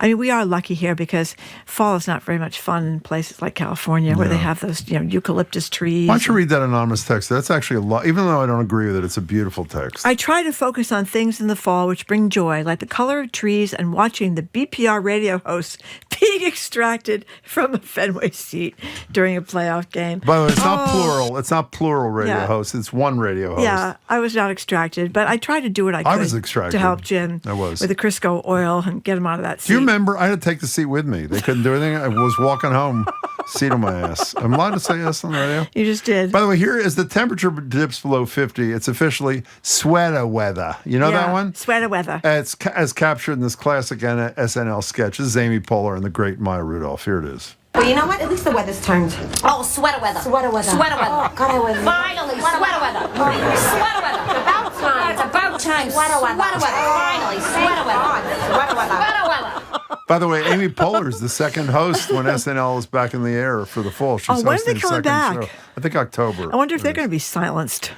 I would say the answer is probably no. Carolyn Saugus. NBC, they're NBC. I know they are. When NBC is not yet. capitulated yet. Not yet. And hopefully will not. Carolyn Saugus, you're next. We're talking about the advent of fall. Welcome to the show. Hi. Hi. I am thrilled about it. I hate humidity. I feel enervated with the cooler weather. It's just so refreshing. You can sleep with your windows open. The house doesn't get all damp from the humidity. Yeah. It's, I could get away with summer if it was just hot weather. Now, Carol, I find that a little hard to believe. I accept that you're telling the truth as you see it. Are you going to tell us you like pumpkin spice too, or no? Hate it. Okay, well, then you are an honest woman. Carol, I accept your testimony. Thank you very much for making the call. Appreciate Listen to this. I love autumn. Every year we stay at a cozy cabin on the river in New Hampshire. We go hiking and take a wonderful dinner train ride. It's magical. Boy. I'll be doing that. I really have been doing inspiring. That. Stay in a river. And have you ever stayed in a river? Or you haven't been to leaf peeping kind of thing? No. Have you been leaf peeping? What do you think is the likelihood that I'm going to go leaf peeping? I have gone apple picking with my children. So have I. And everybody gets stung by bees. What's the most cider donuts you've ever had in one sitting? I don't know. I've had a few. The cider donuts are really good. And the hayride is really fun. No, it's not. Well, it's not Well, bad. if your kids are 4, the hayride is fun. Yeah. As an adult, was the hayride fun? No. Okay. Do you like cider donuts? What was tough was riding up on the school bus with all the children. That was always difficult to do. But you had to do it from time to time, to be a good chaperone, take turns. If we ever had a cider donut guest in here, why don't we get food? Why don't we have a cider? That would be great. They're the best thing. But can I tell you something? What? No one likes the extra sugar on the outside of the cider donut. It's nothing like your basic plain cider donut. It's not terribly unhealthy. Hello? And thank you. And it's got that beautiful taste thing Have going they got cinnamon in them? What? They got cinnamon in them? So they can have a slight touch of cinnamon, not too much. Tariff could screw that whole thing up, Jim. Is that from India? Cinnamon is from India? Cinnamon is from India. Okay, Jim and... Cinnamon, nutmeg, and cloves. We're in big trouble this year. Jim in Boston, welcome to the show. Hi. How you doing, folks? This is Mr. Autumn Man. Oh, hi. We're waiting for you, Mr. Autumn Man. How are you? Oh, boy, I'm so glad I got the call back. I'm here. Autumn is just around the corner, a couple minutes away, and I'm ready for it. It is, in fact, sweater weather. Now, other than sweater weather, what do you like about it, Jim? Be honest. Now, there's just something about pulling that sweater on, grabbing yourself a cup of hot cider, because really, I'm not about the pumpkin spice, but I do like the cinnamon and the spice in a hot cider. Walk around the common. So do I. I do see too. the leaves change. Beautiful. Look, but that actually is rather lovely. That's lovely. Did you see what our staff just wrote? Hey, Jim, thank you. You did a very good job as Mr. Autumn Man. We appreciate it. We're losing it, Jim. What, we Apparently forgot? we did a whole segment last year where some guy went around and tested the best cider donuts, and Aiden drove 2 hours west of Boston to pick up all the donuts. Yeah. Do you remember that? I meant except for that. That's what I meant when I said we've never done it. Except for that one time. I don't remember that at all. Do you remember that? First of all, I don't remember the donuts. I don't remember the segment. I don't even know who Aiden is. So, I mean, what are you talking about? State of affairs. Do we really do a segment on this thing? We're slipping. How do you like when you bump into somebody on the street and they say to you, I love that segment when on so-and-so, and you pretend like you know, and they say, when you did it last Thursday.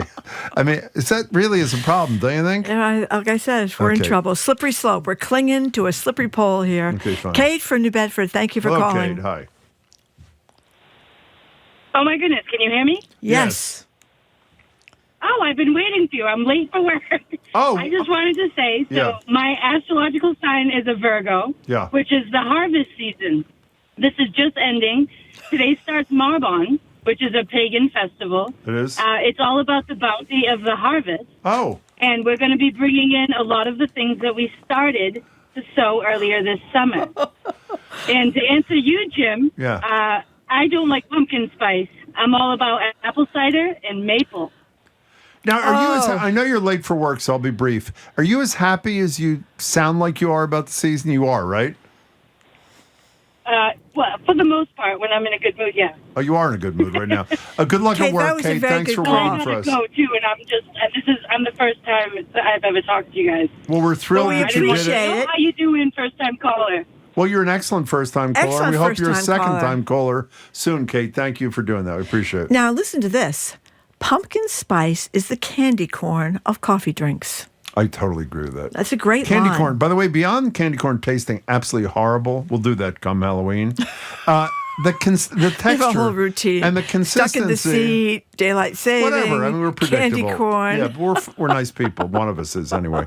The consistency is a problem. Do you not agree that if candy corn had a better texture, that it might be more edible than it is? It's horrible because it's like mush. Yeah, Thank you. It just looks like the white and the orange and the yellow little stripes. I don't like the whole look of it. Let's hear a little Bill Burr. This is comedian Bill Burr talking about Sam Adams' pumpkin spice ale during this SNL sketch.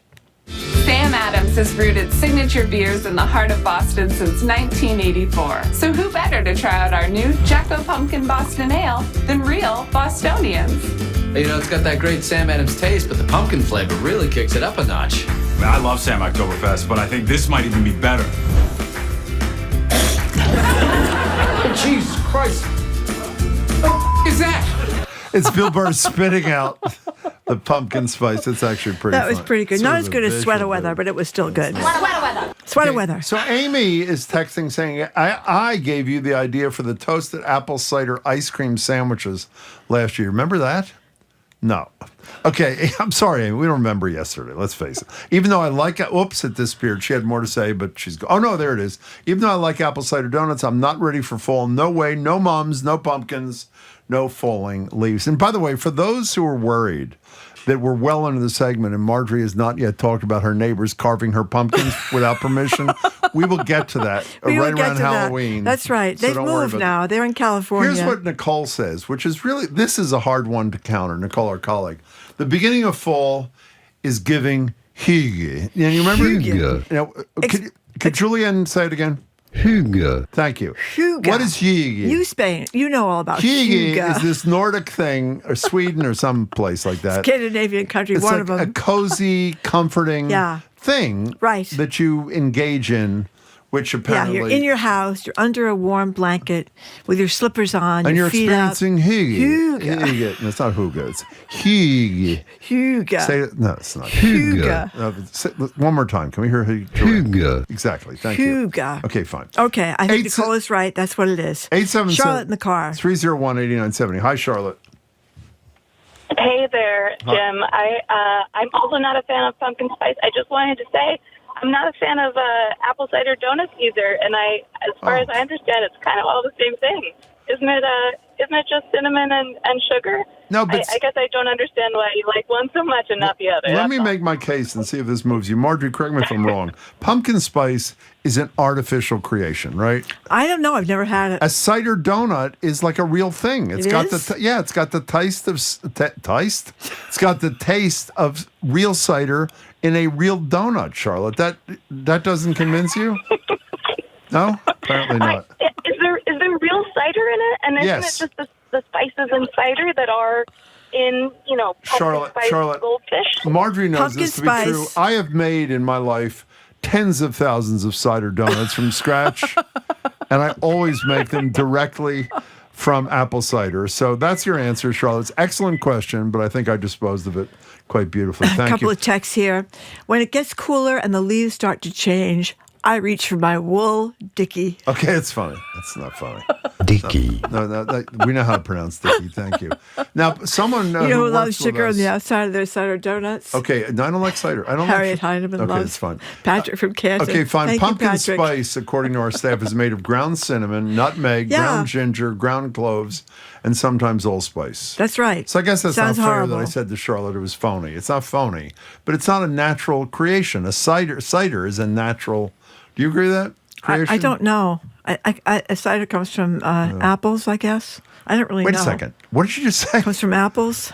Hello? As opposed to what? Like pea pods? I wasn't sure how you make cider. Apple, What do you cider, squish, donuts. Yeah, you squish the apples. Is that what you do? You take an apple and you put it between your hands, you squeeze it really hard, and it comes out as a donut. You have to be really strong like I am to do that. And then you have to carve the hole out, of course. But other than that... Oh, we have some sound of apples being squished, here it is. supposedly. Let's hear it. Oh, no. This is the worst thing. This is sadistic. This is the woman on the news who was crushing grapes.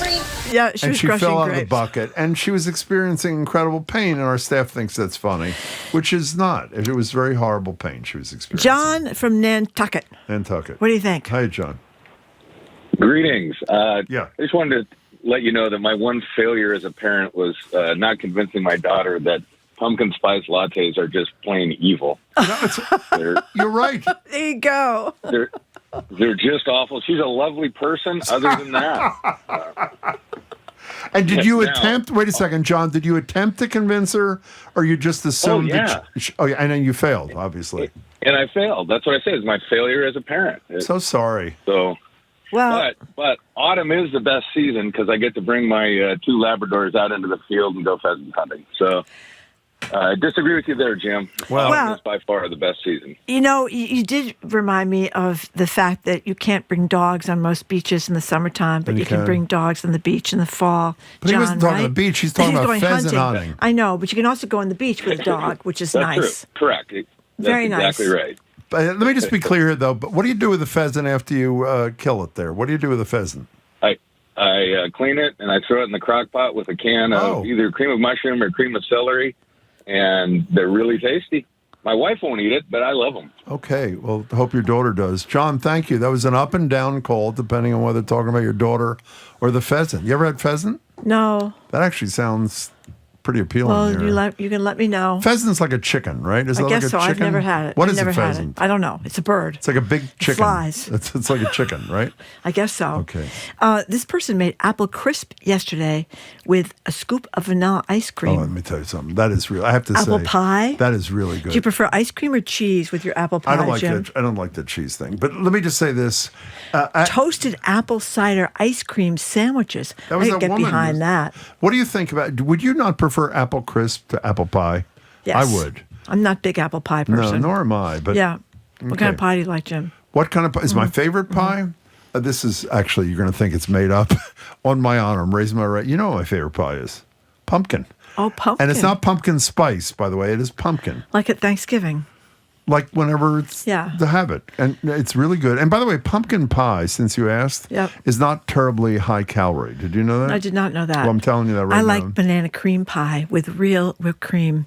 It's very high calorie. There is some chocolate pie at Flour that is the best, most, what is that one? It's like unbelievable. I don't know. It's like a chocolate mousse kind of Isn't deal. it incredible? With real whipped cream. Oh. Okay, Cynthia in, Wellesley. Are you in Wellesley? Where are you? Cynthia. I'm sitting in Wellesley, but I'm from Bolton. Oh, that's great. Well, it's good to hear. I was wondering where you're from. What's up, Cynthia? First-time caller, long-time listener. Love that. Go ahead. But I was there the day that you went on vacation with my sister at the library. And were you disappointed? No, we had a grand time. Who was filling in for me? You were there, but you left on vacation, and I saw you walking across the street with your suitcase. Oh, so she did see you. She did see you then. That was a right thrill before vacation. for both of us. Okay, what are you calling about today, Cynthia? Hi. Well, I'm calling because fall and autumn were always my favorite times once we made it to New England. We were from Ohio, and in 1970, we found ourselves in Southborough, New England, and we said, we're home. This is wonderful. And we just loved the fall up here. It was gorgeous. What do you like about the fall? What do you like about the fall? I can go anywhere because half of the people have their kids in school. And we can travel all over New England, and there's so much less traffic, and it's beautiful. And it was gorgeous, and it was delicious.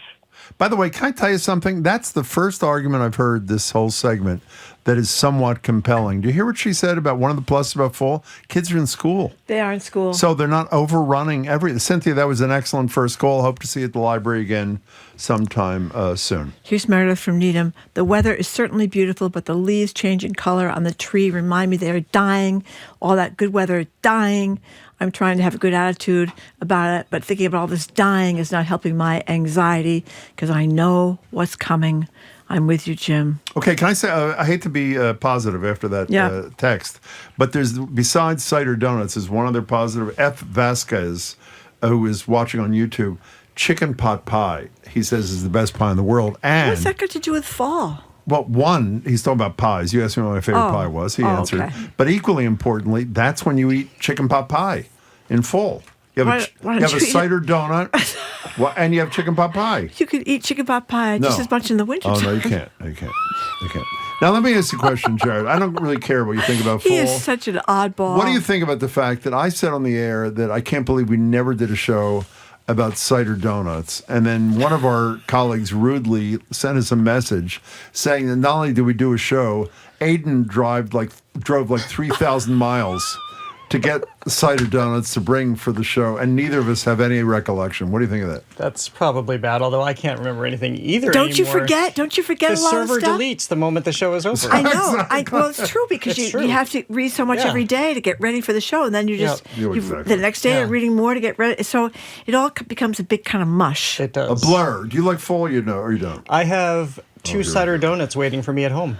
That's not true. Yesterday, I was staying with friends in the country. And my mother's best friend, I swear she has spidey sense, because she said, "You're coming over, we're going apple picking." So I texted her back and I said, "That is just code for you want cider donuts." So I stopped at Bolton Orchard, speaking of your last caller, and then I picked up the cider donuts, and I picked up the apples out of the bin and put them in a bag, and I brought them to her. Were they great? They're fantastic. I can't wait to get home and have What kind of apples are they? Gala. Do you heat them up in the microwave? I probably will today. Yeah, do that. The apple or the apple? When I got them yesterday. The donut. But yeah, very not briefly. much. Like about 8 seconds. Like 7 seconds. Yeah. I'd say 7 seconds, Marty. So delicious. All right, what do you got in your show that you can forget all about tomorrow? Exactly. It's so rude when people come up to you and say, "That's on your show." At least you remembered you have a show. That's right. That'll be next. Pretty sure he does. So La Padrona, we've been talking about this restaurant, which is named one of the 50 best in the country by the New York Times. Wow. I'm sorry? Beaten there? I have. Fabulous. Isn't it? It's beyond fabulous. Fabulous, yeah. Eric Papachristos, who is one of the co-owners of La Padrona, is joining us with Jody Adams, James Beard Award-winning chef. So we'll talk about that. We'll talk about Cinefest, which has a number of stories around Latino culture and people, including a documentary about Maria from Sesame Street. Oh, you're kidding. And a really, which sounds like, I haven't seen it yet, but we'll talk about it, the Uvalde mom who went in and rescued her own children and the backlash that came because the police didn't want to look so bad. And then we'll talk to Don M. Simmons about Primary Trust, the Pulitzer Prize-winning play on stage at Speakeasy Stage right now. Oh, we didn't get to that the other day. Everybody says that's right. Fabulous. We'll talk about Wednesday. Okay. What's a pheasant? Do you know what a pheasant is? I know. I heard you saying that. I don't think I've had it either. Oh, Seth from Rhode Island says a pheasant is similar to a Cornish hen. Harriet Hyams, Fave Duncan Neal, between shot puts. That person is as horrible as you are. We're looking for Harriet. No, I forgot to mention my mother's best friend is Harriet Heinemann. She's the one who wanted the donuts. I'm kidding. That's funny. It's not funny. It's not funny. It's funny. We're going to track her down. Goodbye. We're going to get her on here and ask about little Jimmy and his Hebrew school class. Okay. You're going to get in trouble. Thank you for listening to another edition of Boston Public Radio. And keep up with us 24/7 by way of our podcast and check out our TikTok page. Oh, and Boston Public Radio, which includes our video visit to the Big E in Springfield, where everybody had to spend the whole time there getting food for Jim and marching it back to him. It was really quite shocking. Tomorrow we'll be back at the Boston Public Library with Boston Mayor Michelle Wu for Ask the Mayor. That'll be from 12 to 1. Also NBC Sports Boston's Trennis Casey and Boston Symphony Orchestra Music Director Andris Nelson and President and CEO of the Boston Symphony Orchestra, Chad Smith. We want to thank our great crew, Zoe Matthews, Aidan Conley, Nicole Garcia, Hannah Loss, additional support from Mira Donaldson. Brad Lewis ran our YouTube stream today. Our engineer is John LeClaw Parker. Our executive producer is Jane Bologna. Jerry Bones Culture Show is coming on right after us here on 89.7 GBH. Anything you'd like to say before we leave? No, I barely remember who we are, much less what we did. But I know this is BPR, and I'm Jim Browdy. It is BPR, and I'm Marjorie Egan. Thank you for tuning in. Hope you can tune in tomorrow. Have a great fall afternoon, even though it is a fall afternoon.